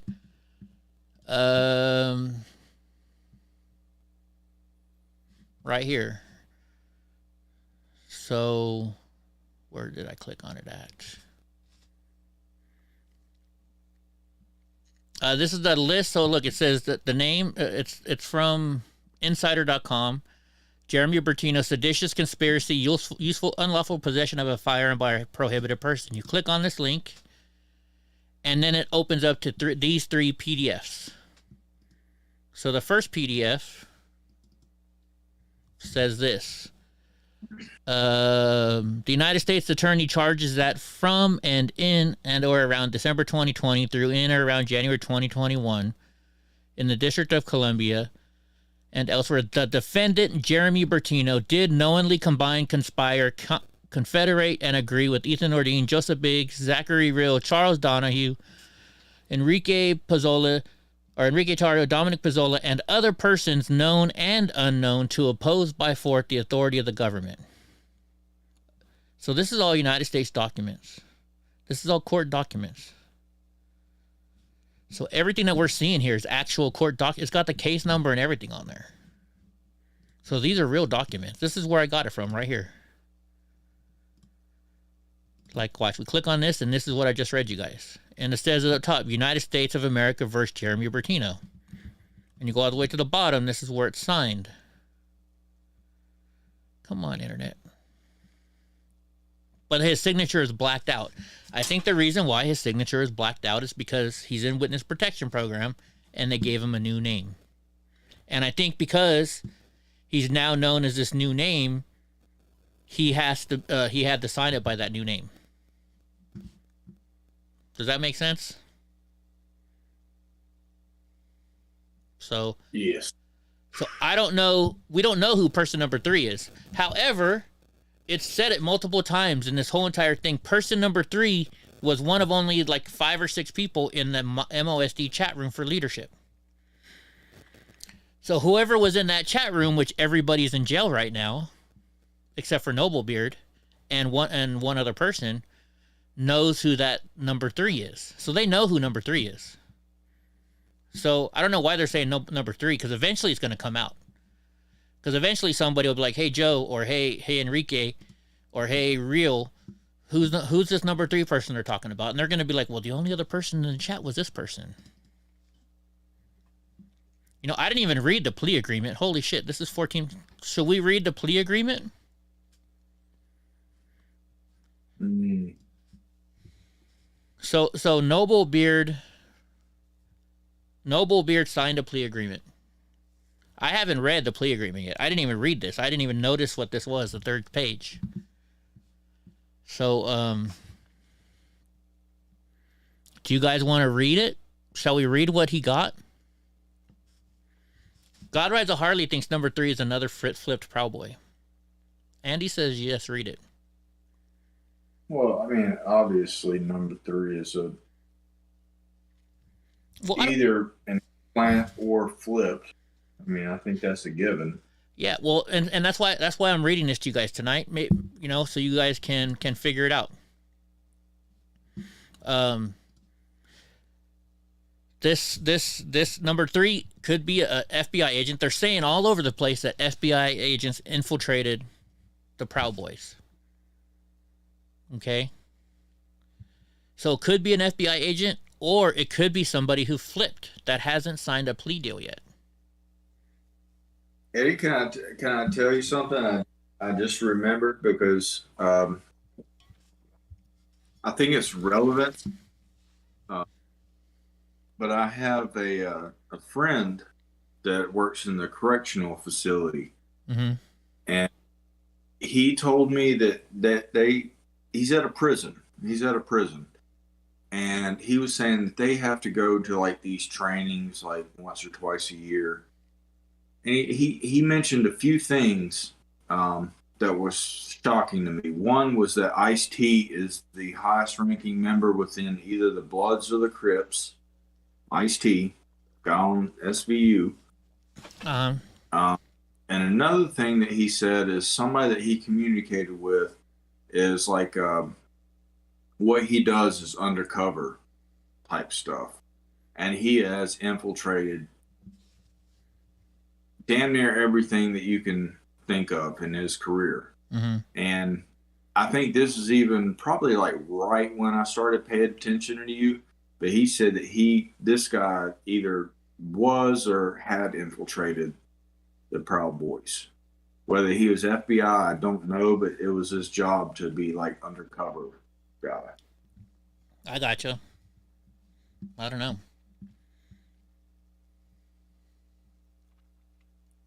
All right, well, let's read this. Everybody wants us to read this then. We'll read his plea deal. Holy shit, it's 14 pages long. So it's from his attorneys. It says, Dear Mr. Davis and Mr. Goodnight, this letter sets forth the full and complete plea offer for your client, Jeremy Bertino, hereinafter referred to as your client or defendant from the Office of the United States Attorney. So 1, charges and statutory penalties.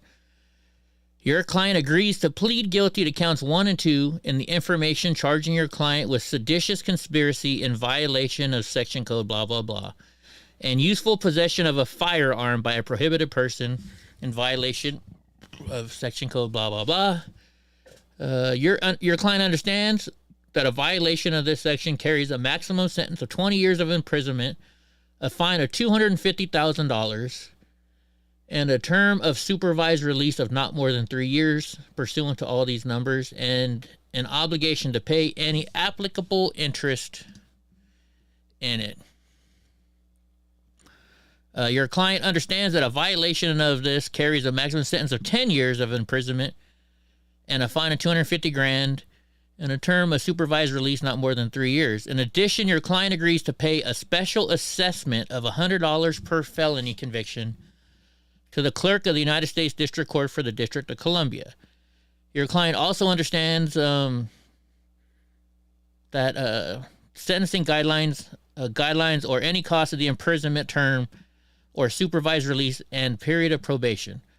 Further, your client understands that if your client has 2 or more convictions for a crime of violence, the felony drug offense, your client may be subject to substantially higher penalties provided further cases. Let's see. So it says your client agrees that the attached statement of offense fairly and accurately describes your client's actions and involvement in the offenses to which your client is pleading guilty. Please have your client sign this and return the statement. So number 3, additional charges. In consideration of your client's guilty plea to the above offenses, your client will not be further prosecuted criminally by this offense for the conduct set forth in the attached statement of offense. So it's a plea deal. After the entry of your client's plea or guilty in offenses identified in paragraph above, your client will not be charged with any non-violent criminal offense in the violation. So this is all just, standard stuff. Maybe at the end, give you like a summary. Yeah. Now it says your client understands that this sentencing case will be determined by the court pursuant to the factors set forth, including a consideration of applicable guidelines, policies, promulgated and sentencing guidelines pursuant to whatever. There is no guideline provisional expressly, I don't even know these words, for seditious conspiracy. Where available, the court should apply the most analogous offense guideline. The parties agree that the most analogous offense to seditionary conspiracy is treason under all these numbers. The parties also agree that for this particular defendant, USSG 2MI, whatever, which further directs the court to select the base offense level applicable to the most analogous offense applied to the defendant's specific conduct. Now, isn't treason, aren't you supposed to get hanged for treason? They still hang people. Well, but you're supposed to be killed for treason, I thought. Oh, yeah. Yeah, that's definitely it. So it says the parties agree that the obstruction of justice, all these numbers, is most analogous offense for the defendant's specific conduct. According to the parties, they stipulate the base offense level applicable, blah, blah, blah. So the base offense for one is 14 years, 8 years for causing or threatening injury or whatever. So it's now 22 years, plus 3 years for interference, which is 25, plus 2 years for extensive scope planning and preparation. So they're trying to give him 27 years. Let's see. The parties agree that the following sentencing guideline sections apply. Base offense level, 14 years plus number of firearms plus 2 years. So 16 years total. So they're trying to give him 43 years in prison. The combined offense level. The parties agree that counts 1 and 2 are not grouped together in a single group under blah, blah, blah, because the total offense level for count 2 is 9 or more levels less serious from the total offense. Therefore, the parties agree the combined offense level for these offenses is 27 years. So they're trying to give him 27 years. It says the government agrees that a two-level reduction will be appropriate pursuant to blah, blah, blah, provided that your client clearly demonstrates acceptance of responsibility to the satisfaction of the government. Through your client's allocation, adherence to every provision in this agreement, and conduct between entry of the plea and imposition of sentence. Furthermore, assuming your client has accepted responsibility, all this stuff is boring stuff. So basically they're saying they're going to reduce this plea by 2 levels, whatever that means. Does 27 mean years? I think it means years. It says nothing in this agreement limits the right of the government to seek denial of the adjustment for acceptance of responsibility and or imposition of an adjustment for obstruction of justice.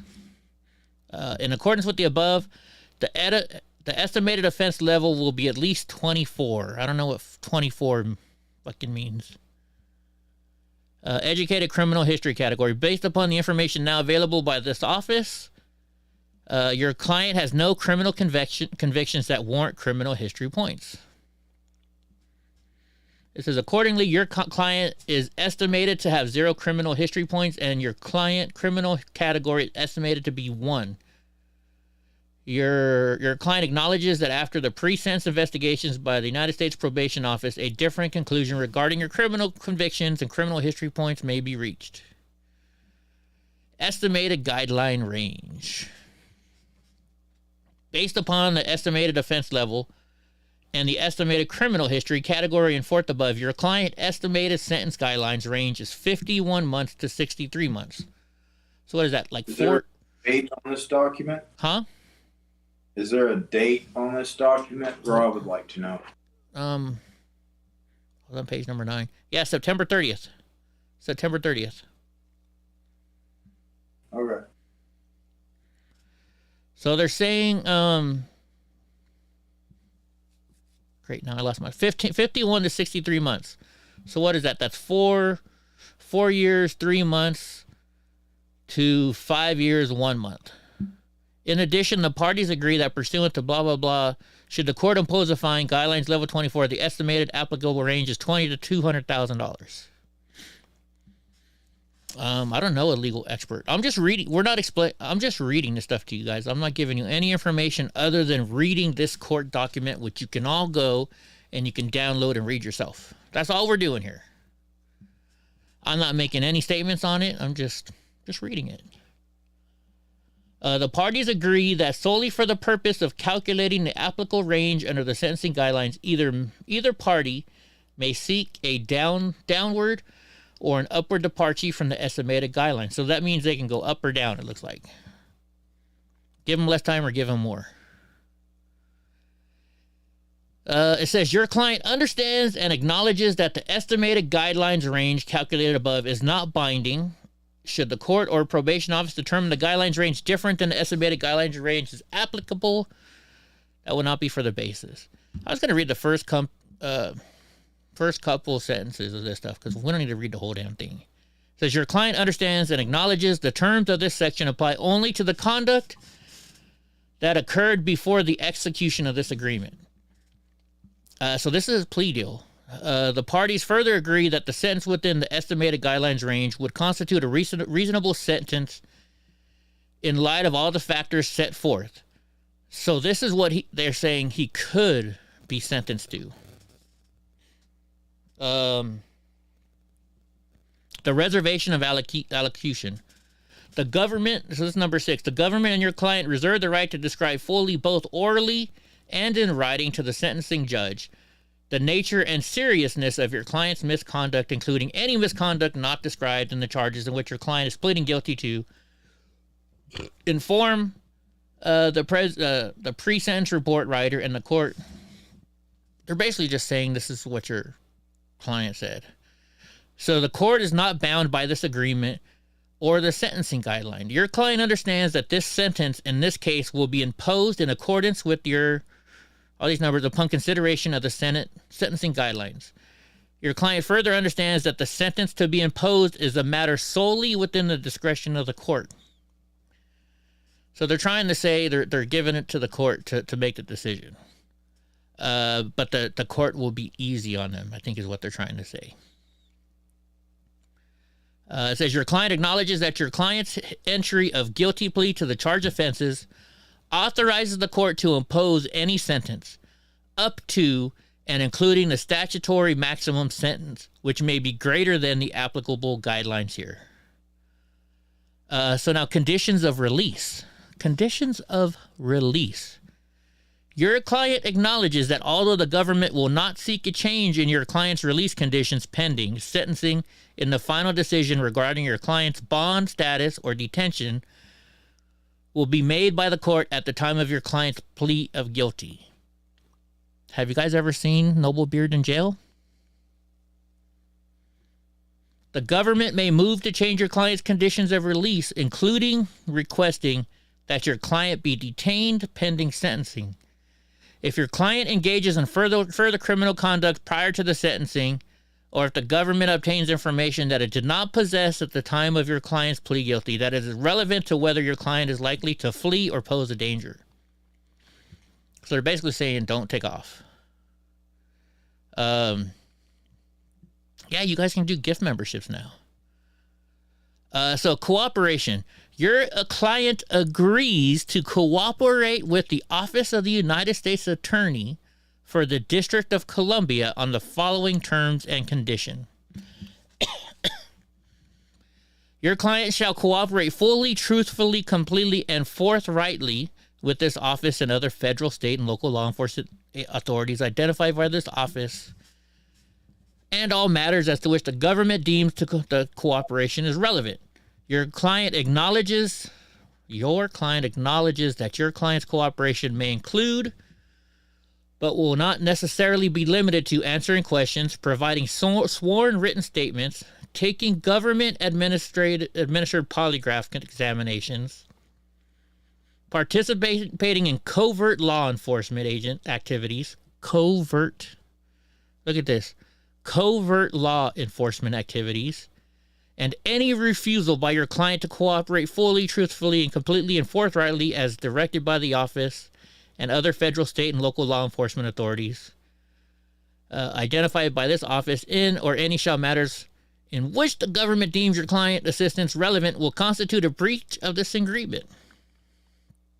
So they're saying that Noble Beard has to go undercover if they tell him to, or whatever. B states that your client shall promptly turn over to the government or other law enforcement authorities or direct such law enforcement authorities to any and all evidence of crimes about which your client is aware, all contraband and proceeds of such crimes, and all assets traceable to the proceeds of such crimes. Your client agrees to the forfeiture of all assets which are proceeds of crimes traceable, such as proceeds of crimes.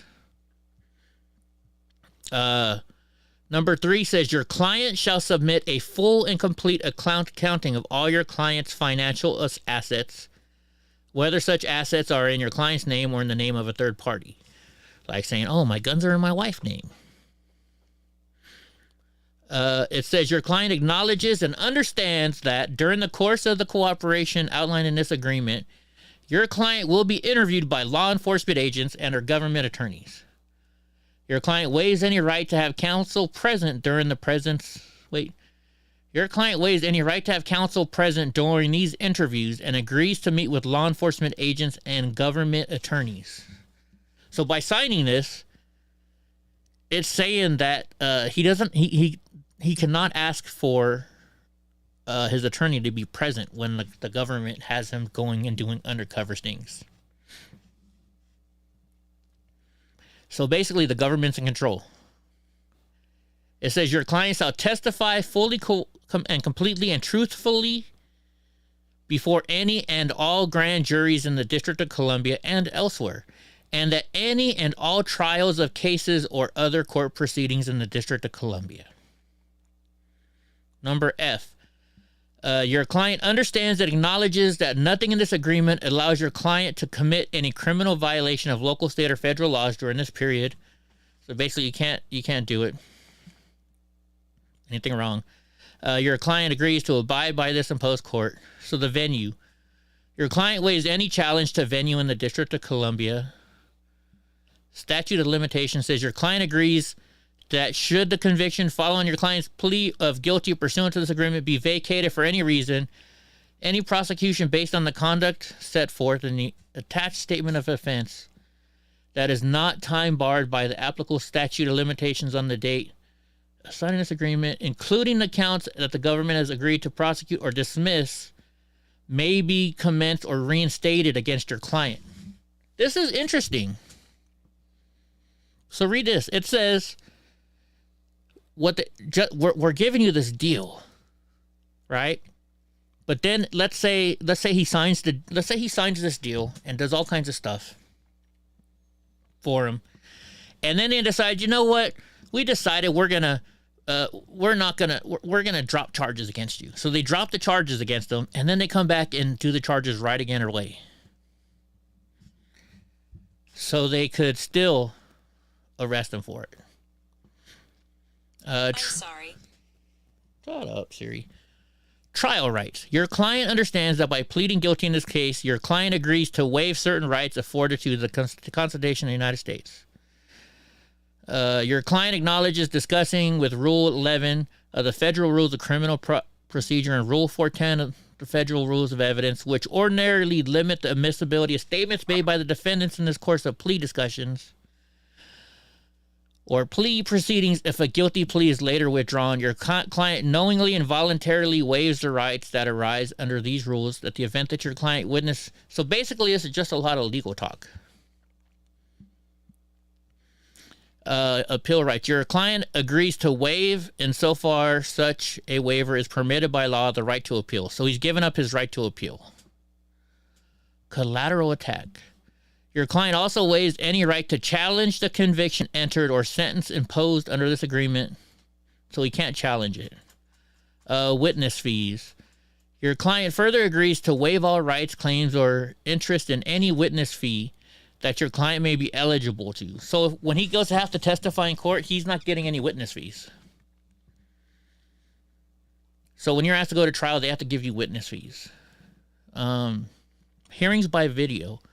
Your client agrees to consent under the CARES Act and otherwise to hold any proceedings in this matter. So it's saying he'll speak over video conference. Use of self-incriminating information. The government agrees pursuant to USSG that self-incriminating information provided your client pursuant to this agreement or during the course of debriefings conducted in anticipation of this agreement and about which the government had no prior knowledge to insufficient proof of absence of your client's. So basically they're saying he can't incriminate himself. This is like immunity is what he's getting right here. Restitution. It says your client acknowledges that the riot that occurred on January 6, 2021, so now they're calling it a riot, caused as of April 5th, 2022, approximately $2 million plus in damage to the United States Capitol. Your client agrees as part of the plea deal in the matter to pay restitution of $2,000. So he has to pay $2,000. So he's giving him right to a credit report. Breach of agreement number 13. Your client understands and agrees that if after entering this agreement, your client fails specifically to perform or fulfill completely each and every one of your client's obligations under this agreement or engages in any criminal activity prior to sentencing, that your client will have breached this agreement. In that of such event, the government will be free from its obligations. So if he does anything to break the law, then his plea deal is done. Your client understands and agrees that the government shall be required to prove a breach of this agreement only by a preponderance of evidence. That's next paragraph says nothing in this agreement shall be construed to permit your client to commit perjury. So it's saying you can't lie, which is funny because everything that I've read that they said is lies. Government's obligations. The government will bring to court's attention at the time of sentencing the nature and the extent of your client's cooperation. So it says the Department Guideline Committee of the United States Attorney's Office for the District of Columbia will evaluate a full nature and extent of your client's cooperation. Here we go. Witness protection. This is what I wanted to see. The government agrees that if requested by your client and if appropriate in the sole discretion of this office, in order to provide the protection and security of your client, the United States Attorney's Office for the District of Columbia will sponsor your client for acceptance into the Witness Protection Program of the United States Department of Justice. So right here, they're giving Noblebeard witness protection. It is understood, however, that the decision to accept your client is the sole discretion of the United States, blah, blah, blah. So complete agreement. No agreements, promises, understandings, or representations have been made by the parties to their counsel, other than that those contained in writing here within, nor will any such agreement, promises, understandings, representations be made, committed to writing, and signed by your client, defense counsel, and an assistant United States attorney for District of Columbia. Your client further understands this agreement is binding and upon the Criminal and Superior Court Divisions of the United States Attorney's Office for the District of Columbia. And here, once again, they block his signature. Why are they blacking out his signature? I think they're blacking out his signature because he had to sign it with his new name in the witness protection program. Or people can follow his signature patterns, maybe. I don't know. Who knows?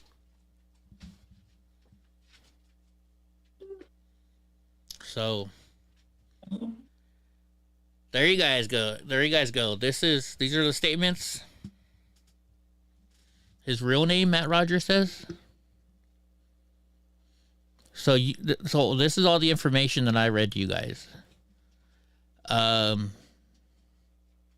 So it's saying that there was they keep saying number three. Number three, it's up to you to decide. Is number three a federal agent? Is number three a person who's a rat? Is number three somebody else? Who knows? But it's saying right here that Noble Beard is now in witness protection program. So why is he in witness protection program? I can't talk about anything. I have to go, and I can't. My lawyer said I can't say anything. What I can say, though, I probably can't say this, but I'm going to say it anyways. All of these people that have always been on here calling me a fucking rat, well, you can go fuck yourselves, because there is the rat right there. You don't see my name in any of these fucking papers. Nowhere. Really was not the only name I can think of that would be there. I really don't want to think that. What's that? Can you say that again? I just said I don't know anything about shit. I really don't. And I'm just thinking about names that I do know. And there is a name missing. And I just really hope that's not person number three. I would have never thought that. I don't know. It's just a name. I don't know. But I'm just saying real quick right here, guys. And this is all proof, and you guys, this is something that you guys can know. My name is not anywhere in these fucking files. Number two, I have been subpoenaed to go to court. Not by the government. And the only reason I've been subpoenaed by the defense attorneys. My testimony is going to go there to defend the defendants. According to my lawyer, I can't say any more than that. Okay? So I've been subpoenaed, and I'm going to speak on behalf of the defense. Eddie is not the fucking rat. So everybody that keeps saying I'm a rat, you can go fuck yourself. Go fuck yourself over there.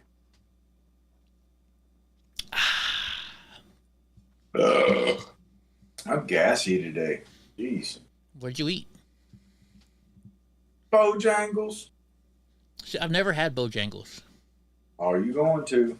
We're going to go there for breakfast. And luckily, you can get breakfast there all day. Get you a bacon, egg, and cheese biscuit. What are they known for breakfast? I just told you. Bacon, egg, and cheese biscuit, bitch. Okay, well, I'm sorry. Oh, I forgot I'm not supposed to call you the B word. Yeah. That a long time ago. Don't worry. You're going to pay for that when I come over in February.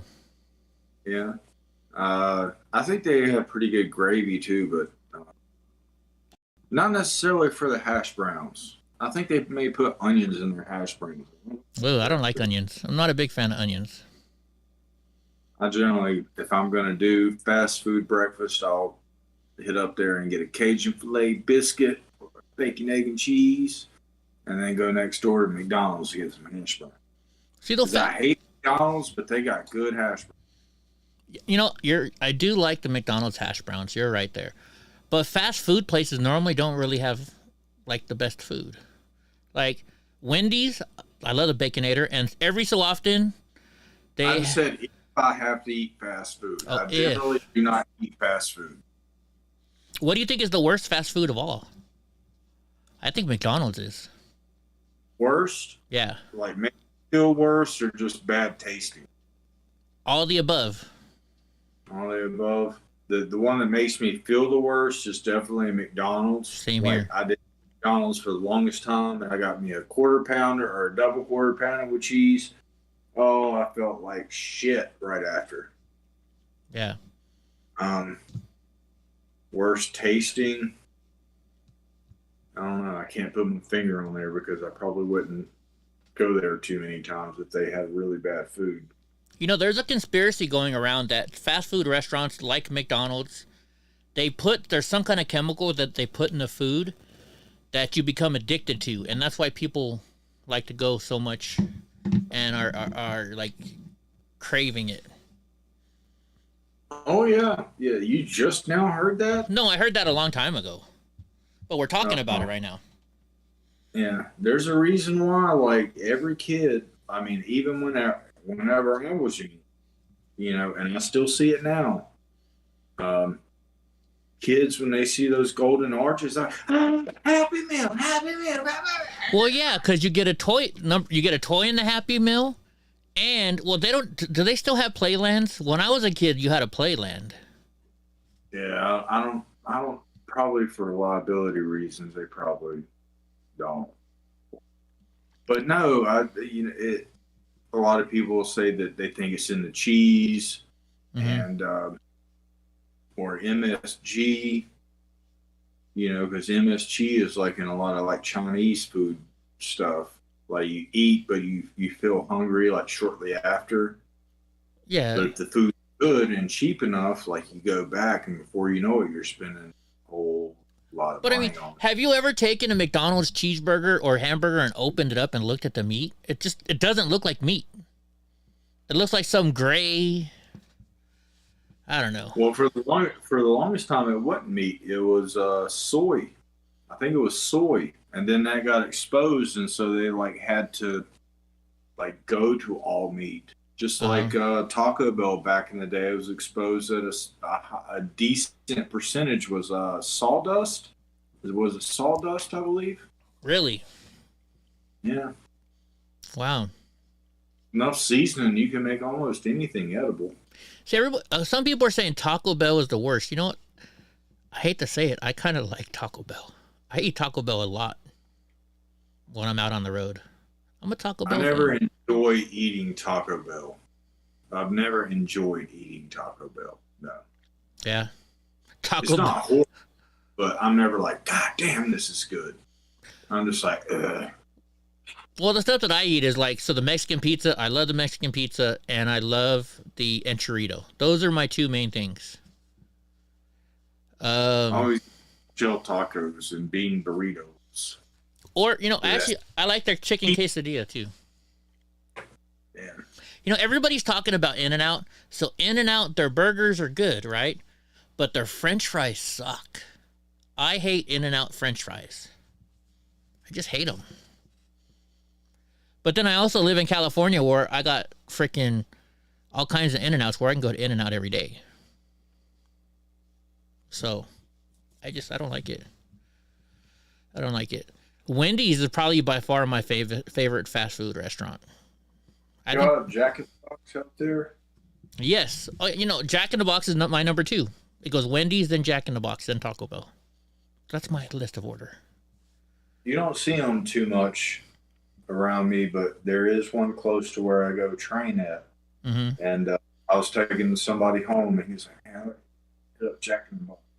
Now, I was telling him, man, I remember this place being so good. Like I don't know what the white cheese is that they use on their burgers, like their ultimate cheeseburgers. Mm-hmm. Remember that? That's the best one. I don't know if it's mozzarella, but I remember it being so good. However, like this was back when I used to eat fast food a lot. This was a long time ago. Mm-hmm. But like shit. Always regretted eating Jack in the Box, but loved it while I was eating it. Dude, the best thing about Jack in the Box is after you come out of the bar you've been drinking all night, you can go get, well, you can't anymore, but you used to get 2 tacos for 99 cents. That was the best. And they're curly fries. They got some good curly fries. So that's good. But yeah, so in January I got to go to DC, and then I'm gonna go to Drunk Uncle's house. And I'm gonna kick his ass now because he had to call me that B word. Do me a favor. If that gets you hyped up, I'm gonna keep doing it. Before we wrestle that day, call me that B word, and I will definitely be ornery. I'll be just like. But you can't strike me though. I can't punch. Yeah, well, I mean, I guess if I put headgear on and put gloves on you, I guess I can let you do that. But I probably need to practice, but see, though, here's the thing, though. I haven't worked out in over 3 years because I can't anymore. My body can't handle it anymore. So you're working out. You got about 30 seconds max before you're able to not do anything. Yeah. As long as I can absorb hits for 30 seconds. Yeah. But all it takes is one punch sometimes. Just one punch in the right spot. Oh, I know. Oh, I definitely know that. Why do I hate being called a bitch? Because that's to me, calling somebody a bitch is the worst thing you can ever call them. Here, so I was talking, remember Brittany? Brittany and I were friends. We were talking. I don't know if we were dating or not, whatever we were doing, right? She called me a bitch one time on screen. Ask Drunk Uncle how long I stopped talking to her. I didn't talk to her for a week or two. Oh, I thought it was till now. Current time. That was probably one of the main reasons, yeah. Yeah, I don't like it when people call me a bitch. How do we donate memberships? I watched an article on it. Actually, do I still have it up here? I'll play a short little video. We want to fight each other. We don't want to fight. I've been training in martial arts, and I want to show Eddie things that I've learned since he likes to fight. Yeah. It shows right here how to do it. Obviously, I mean, no, I enjoy fighting, but no, we're gonna wrestle together. Yeah. What they say to do. So if you're in YouTube, here, let me go to YouTube on here. I think. I was trying to figure out how to do it myself. So you go to YouTube. Excuse me. You go on this page. I was trying to figure out, and they said you click on the $sign. So I guess it's in the chat. So you click on this $sign. Here you go. So you click on the $sign and click on membership gifting. You can buy 50. Holy shit. You can buy 50 memberships, 20 memberships, 10 memberships, 5 memberships, or 1 membership. And you can gift a membership sub. That's how you do it. You just click on there and it goes to your information. That's how you do it. That's how you do it. That's how you do it. Bruh. And oh wait, hold on. Didn't have that on screen. Sorry guys. Let me put that on screen. I thought I had that on screen for you guys. Let me click over here. All right, so let's do this all over again. So what you do is this. Let me make sure it's on screen. It's still not on screen. Why is that not on screen?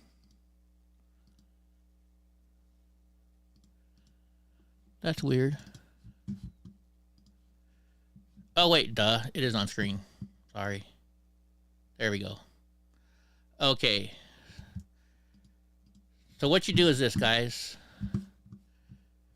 Let me close it out. So you come down here.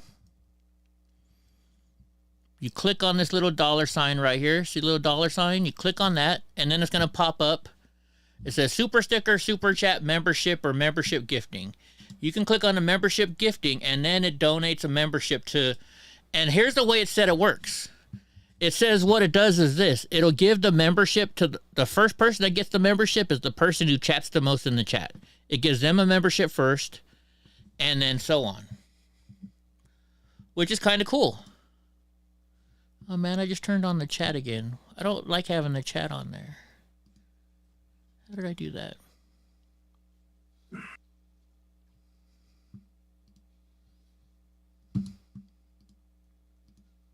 we go. Let's turn this chat off. Because the chat box blocks stuff. So then you can donate as many memberships as you want. If you wanted to donate a membership. I'm not saying you have to. Garage just mentioned it. So I'm just letting you guys know how to do it. Does that make sense? That makes sense. Word. Yeah. Word up. So, trying to think if I can say what I want to say. I guess I can. So this upsets me. I was friends with Noblebeard. I can't believe, when I heard about this about Noblebeard, that he signed a plea deal and did all this stuff, it was heartbreaking to me because I looked up to Noblebeard, So this was something tough to see, but it also feels vindicating because, a whole bunch of people are trying to say I'm a rat and I'm a snitch. Well, I'm not. I'm not either one of those. I wasn't in any of these files. I wasn't in any of the paperwork. I'm going to testify on behalf of the defense. Can't say anything more than that. So if I was a rat, why would I be speaking on behalf of the defense? It just sucks when for the last 2 years my life has been drugged down here, and they're praising people that were actually the rats.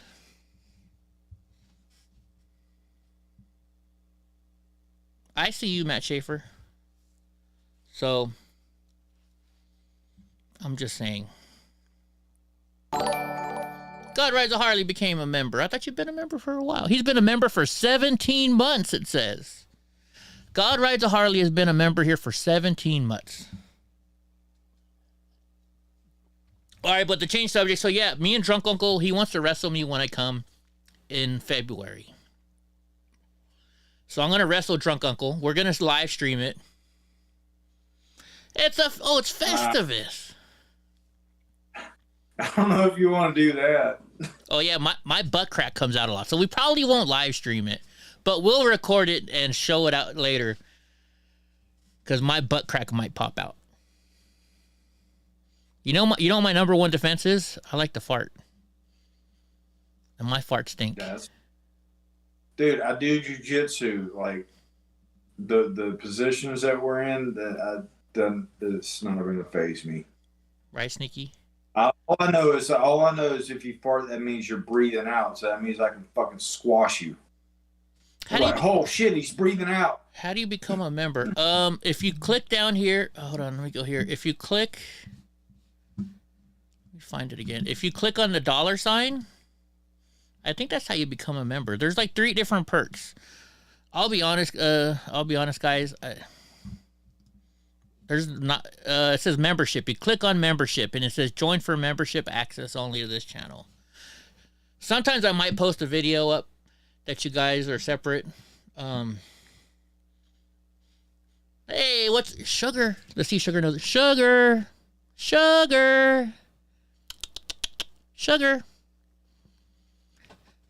Dude, his pitbull's getting huge, isn't she? Dude, I can't wait. Donnie's gonna fuck around with Sugar. Oh, Panda came over here. Where is Donnie? Hey, Monster. Sugar come on camera for a little bit. Yeah, she jumped up in your chair. I figure I'd put on my badass Christmas sweater. Your Christmas sweater. But yeah, nice. Jesus got you back. Jesus got you back. Oh, really, Matt? Okay, I don't know what's going on then. I don't know how to do it. I don't know. Anyways, guys. Also, you know what? I gotta text my buddy. My buddy owns a restaurant, and he's supposed to tell me how much I. What the heck is this?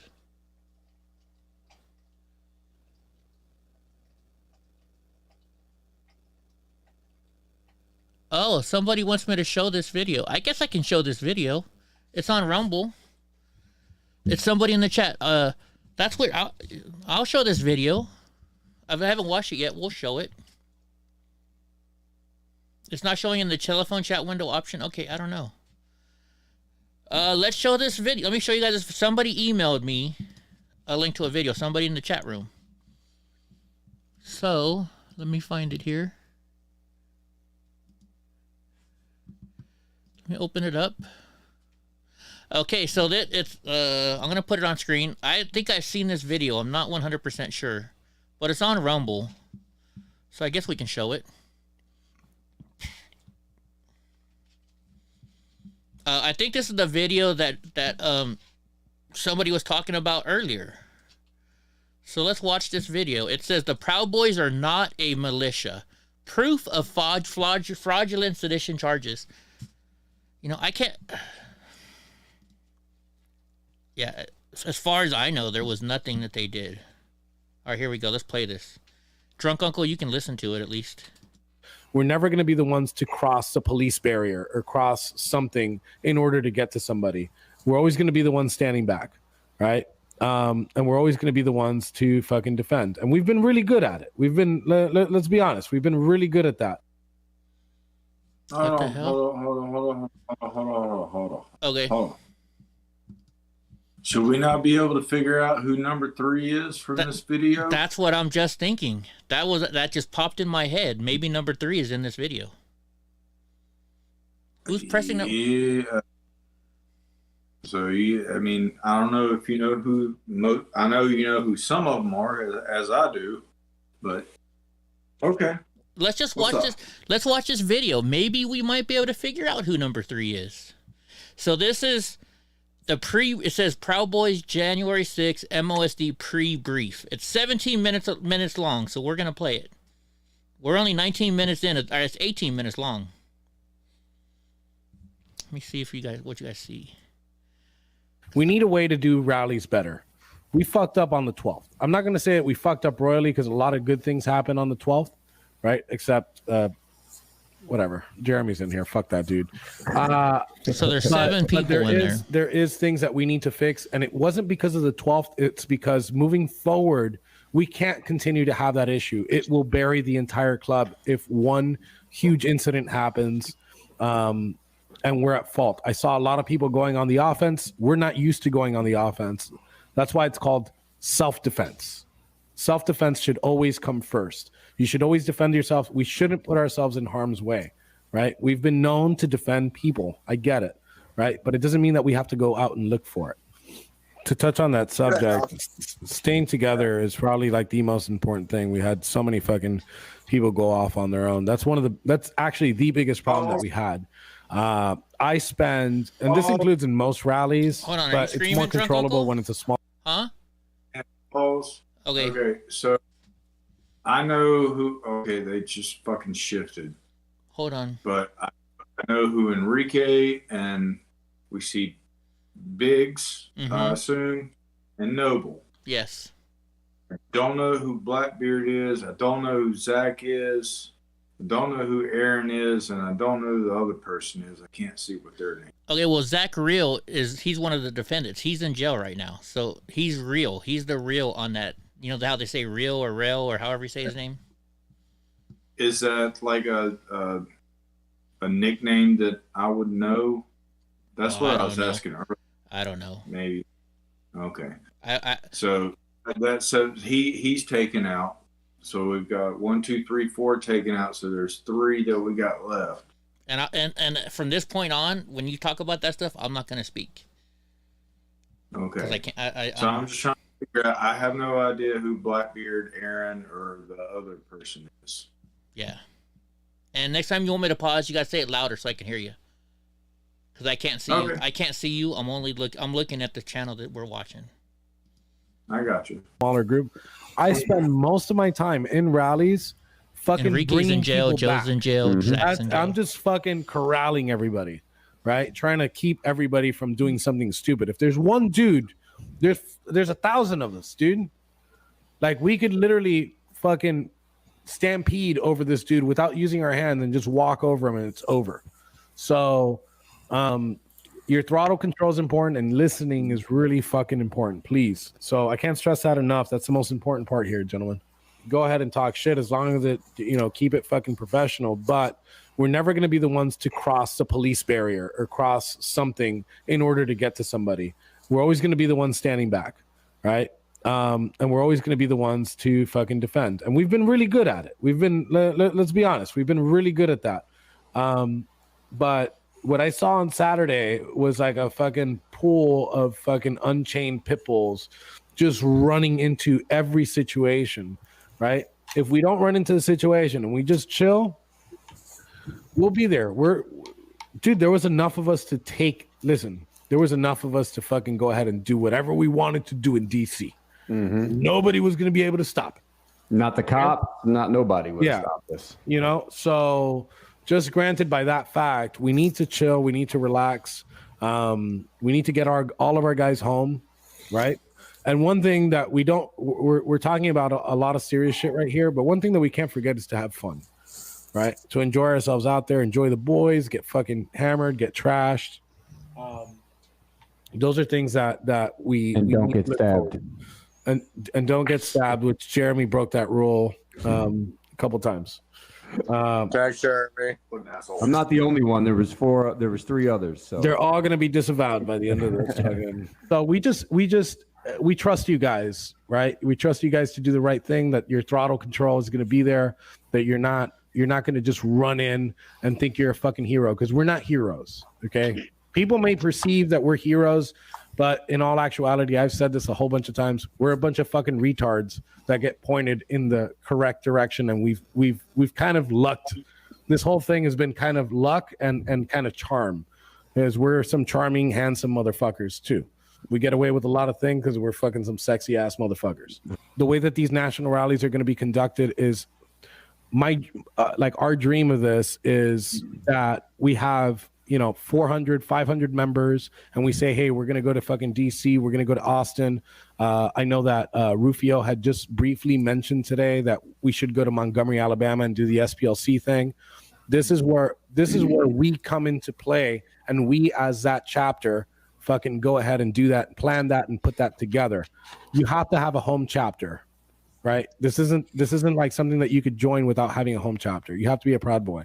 So the 75 or the 74 of you that are in this chat have been handpicked because we're used to dealing with you, or we see that you have. Okay, real quick. So you heard this. So he said there's 74 people in this chat. So let's just get this straight, folks. Because I don't want people jumping to conclusions and saying, oh, that's number 3. Enrique just said there's 74 people in the chat. So there's no way we can guess who number 3 is. So we might as well just stop right now.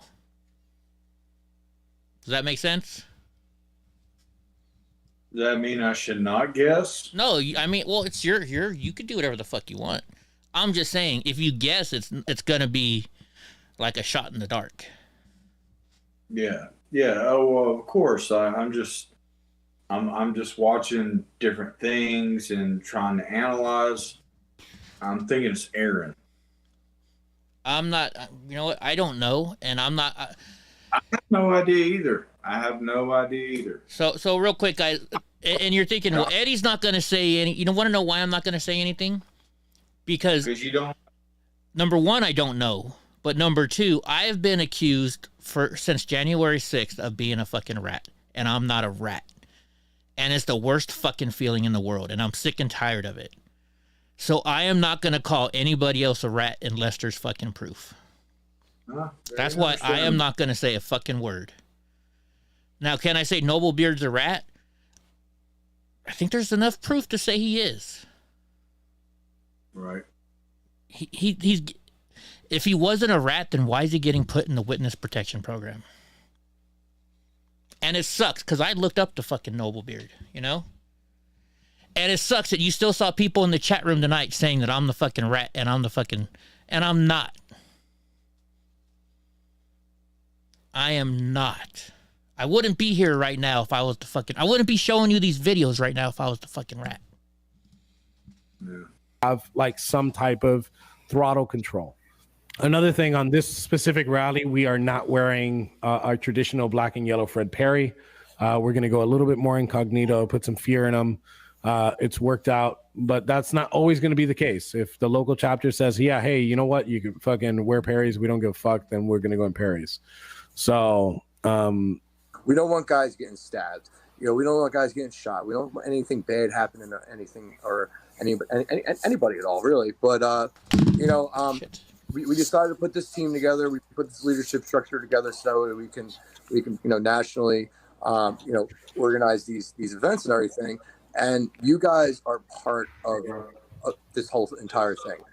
But yeah, touching on what you were saying, what I noticed was just everyone was like hyper on edge at that last rally. And, what we're trying to avoid by doing this is like that cowboy shit where people are running off, like when we were leaving the Freedom Plaza, I saw the dudes in the fucking skirts running off fucking down and we had to fucking chase them down.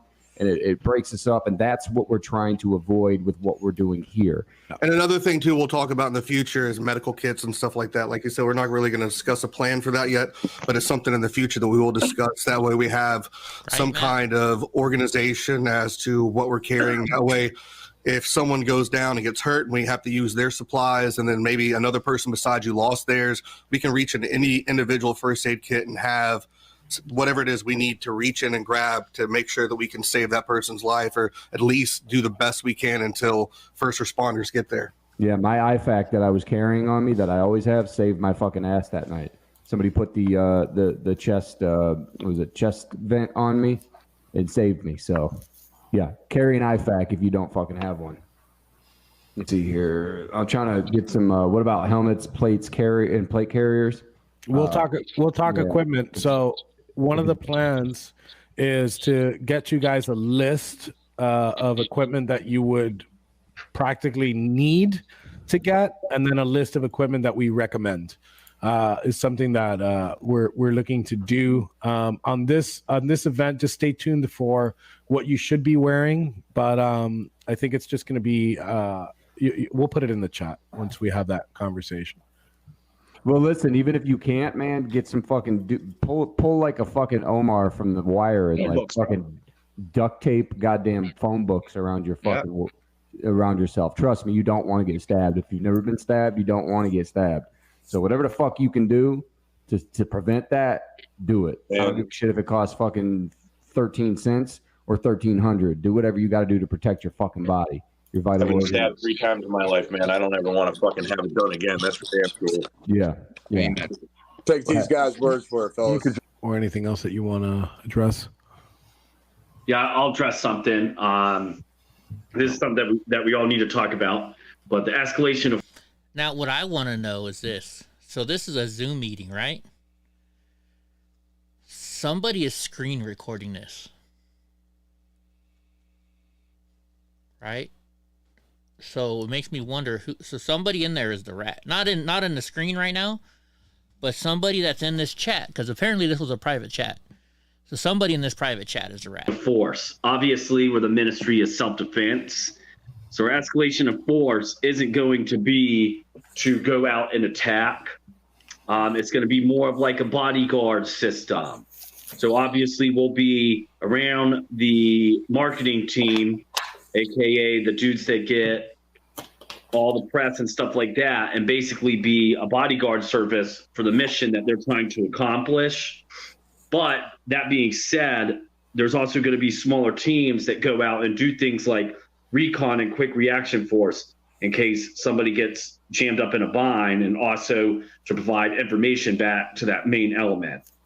So as of now, I think we all agree on this with the escalation of force. It's in strictly a defensive mode, unless the threat is so imminent that you believe that your life is in danger. What do you think? Those of us who, at least for the last 2 events, have been tied to some security detail, could we be like partially in this chapter and not? In other words, when we're done with that security detail, like, can we meet up with, like 10 other guys, or I guess, 6 other guys? Like in our security detail, we have 4, right? We're tied with Latinos for Trump. Yeah. But basically everyone in that detail is in this chapter. So yeah, I know so basically what he's saying, so my chapter is doing a security detail specifically for Latinos for Trump, completely off. When you're done with that detail, I think that we're going to be around for a little bit, but when you're done with that detail, as I guess yes. The answer would be yes, but I guess the logistics portion of it would come in how you get to us or where we are. If it's like a marching route, then no problem. You guys can walk straight to us. But I guess we'll stay in communication. You'll be on the chat channels, and I'll include you in that. Ash, are we going to be using that Zello thing this time? So the Zello thing was just like really. I knew not too many people were going to be able to use it because of the data. So we're gonna have it as a backup, but we're always gonna go to our radios for communication. Okay. Yes. Even your own chapter mates. This is its own chapter. Like I wouldn't want you to tell me something that happens in your chapter. So I wouldn't. We're not gonna allow for you guys to talk about what happens in here with your chapter, guys. Obviously, there is.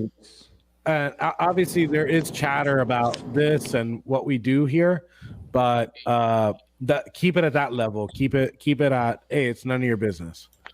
If we're marching, yes, try to keep the people that are following us the fuck away from us, right? We don't want anybody following us at all, ever. And definitely not breaking our ranks. That's the other thing. Yeah. You know, like I tried my best to do that last time. Is like, guys, don't let anybody in here. But these motherfuckers, well, see, the other problem is when I said earlier we have to learn how to stay in formation and learn how to fucking march.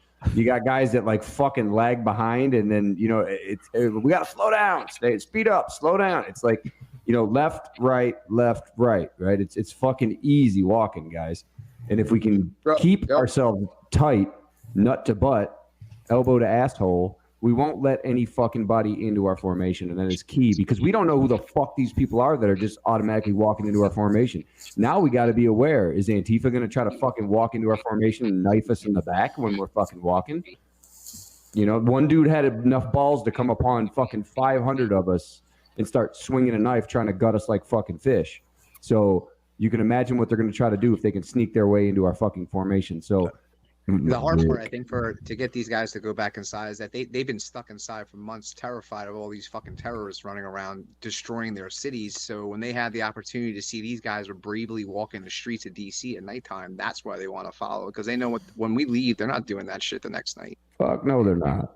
Right. So I get where they're coming from, I guess, because they feel like, oh wow, we have a moment we can actually be normal people again. But well, you know what? And they can do that, but just do that in the fucking back. You know what I mean? Right. Like, exactly. Do that behind us. Don't do that in the middle of us. Yeah. So what's up? I was just curious if we had any discussion about you in particular with the issue still outstanding about the burning of a certain flag in a street and you showing up down in DC. So I can't stress to you guys more.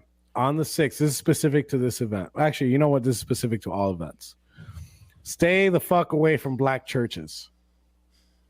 All right? Just don't go anywhere near black churches. Fucking not. How do we know they're black churches? Apparently, I don't know about that, man. Well, it's DC, so they're probably all black churches. Apparently, it's very obvious to know what a black church looks like, as opposed to a white church. I would think that like the Victorian looking ones were white churches, and like the ones that are like on the side of a shopping plaza. Yeah, storefront. Where the black yeah, but apparently not. Apparently, you're wrong. I'm wrong for this shit. Okay. Sorry guys, but what's the plan for the day? Are we going to attend the event?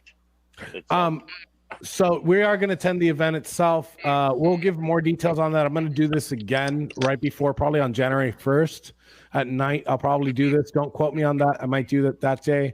But we're going to talk, and we'll start pouring out information from it. But I will tell you one thing. Granted that the first event starts at 10 a.m. By the Capitol. I thought it was 7 a.m. We'll be waking up. We'll be like on the road at like 7, 8 o'clock in the morning. So just prepare on that front to do that. Okay, that's it, guys. Let's wrap this shit up. Love you guys, and we'll do it again. Just stay tuned to the chat. I'm gonna keep the chat open until tomorrow noon, and then I'm gonna close it so you guys could enjoy your fucking your New Year's. And I'll go ahead and reopen it on the 1st in the morning, but I'll keep putting up updates on there on what we're gonna do. All right. Sounds good. All right. Love you, boys. Love you. Enrique, check your DM when you get a second, bro. I will. Tranny pictures. And don't forget to shop at 1776.shop, our sponsor here. Buy my merch! Buy my merch! Enrique, where's my merch? Later, boys. Have a good night, boys. Proud of your boy. Yes. Yahoo. Later.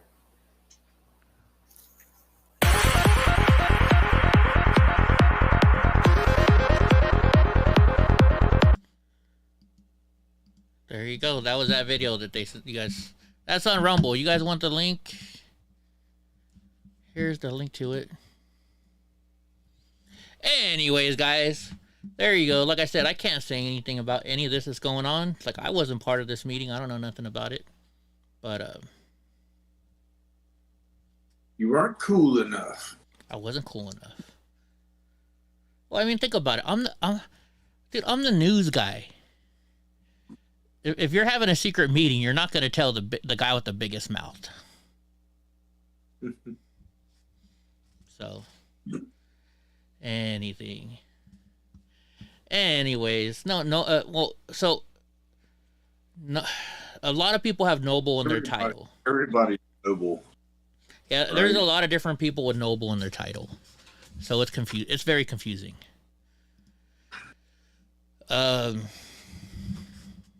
Yeah, I honestly don't even know. I don't even know. I don't know. Maybe like your guys' definition of like, as in you, like whenever you were working with them, noble is more like coach or boss, like, as a rank. I don't know. Well, so there's Noble Beard and there's just Noble. Enrique is just known as Noble. I don't know why they chose Noble. Maybe because Noble sounds like a name of like, well, you're noble. Maybe, I don't know. People think I am more into stuff than I actually was. I don't know why. I'm just, why I'm known more? Because I'm the crippled guy on the scooter. What's that? Said you're supposed to know everything about everything. No. All I know is this, guys. I wasn't even in my own chapter. I wasn't even what do they call them? I wasn't even an officer in my own fucking chapter. I was just a regular old Proud Boy. That's all I was. But I had a camera, so that's why. And I'm in a wheelchair. I'm the only guy that was in a wheelchair. It's hard not to notice the guy in the wheelchair. So because of it, I'm taking all the slack. Or flack, whatever you want to call it. Anyways, well, we're past our 2-hour limit tonight. And yeah, Grau, we do need to read some astrology. We'll do that another night. I'm tired. And we're going to get going. But I just, this video, we showed you a lot of proof from court documents, folks.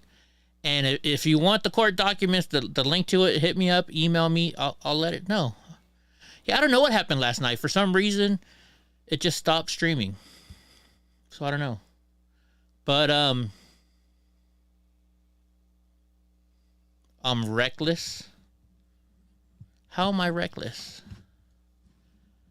How am I reckless, Reno? If I'm reckless. If you watch all the videos when I'm filming, I say, guys, I'm live. Everybody knows I'm live. I thought we talked about this in DK's, Reno. We talked about this in DK's. Long time ago. But that's fine. You want to call me reckless? That's fine. But stop calling me. People need to stop calling me a rat because I'm not the fucking rat here. If I was a rat, the FBI wouldn't have taken all my fucking shit. I mean, shit. But and Reno, you know how to hit me up too, bro. You and I have no issues. You and I can talk it out, no problem. So. Man, drop that Discord. I want to hear some shit. No, we're not gonna do it in public. No. We're about to end. Right? Yeah, we're about to end. Okay. Reno knows how to get in my Discord. He knows how to get a hold of me. I'm just done with it. and I can't say anything anymore because I have to go, and I have to go testify for the defense in January. So people are saying I'm reckless because I say people's names. Well, you know what? When I see you every day, drunk uncle, and I see I'm like, hey, drunk uncle, it's just a habit. It's just a habit. You constantly, like, even when we were in real life, you just kept referring to me as that. I was like, dude, and you're just like, no, seriously, it's got to be this way. I was like, whatever. Actually, I'll be 100%, Reno. I don't know how close you are to Henry. I don't know. I don't know. I honestly don't even know who you. I know your face because the only reason I know your face is because we talked one time on DK Records show. I don't know who you are. We may have met, but you got to remember, I do a lot of drugs. I don't remember half of the fucking people I meet. I honestly don't, and that's 100% the truth. Thinking you special enough to hate Eddie gonna remember who you is. Check yourself. He might be. If I saw, I don't even know what his face looks like anymore. I kind of do. But anyways, so. Well, anyways, guys, we're gonna end this here. It's been a long show, and I hope y'all had a good night. Okay, please hit me up. You know how to get a hold of me. Email me or something, or if you have my number, text me. I don't care. I'm not lying. My memory is fucked up. And I'd love to talk about this because I'd love to be able for you and me to clear shit up. I really would. I really would. So, anyways, guys, y'all have a good night, and we'll catch y'all later. You say good night, drunk uncle? Bye. Bye.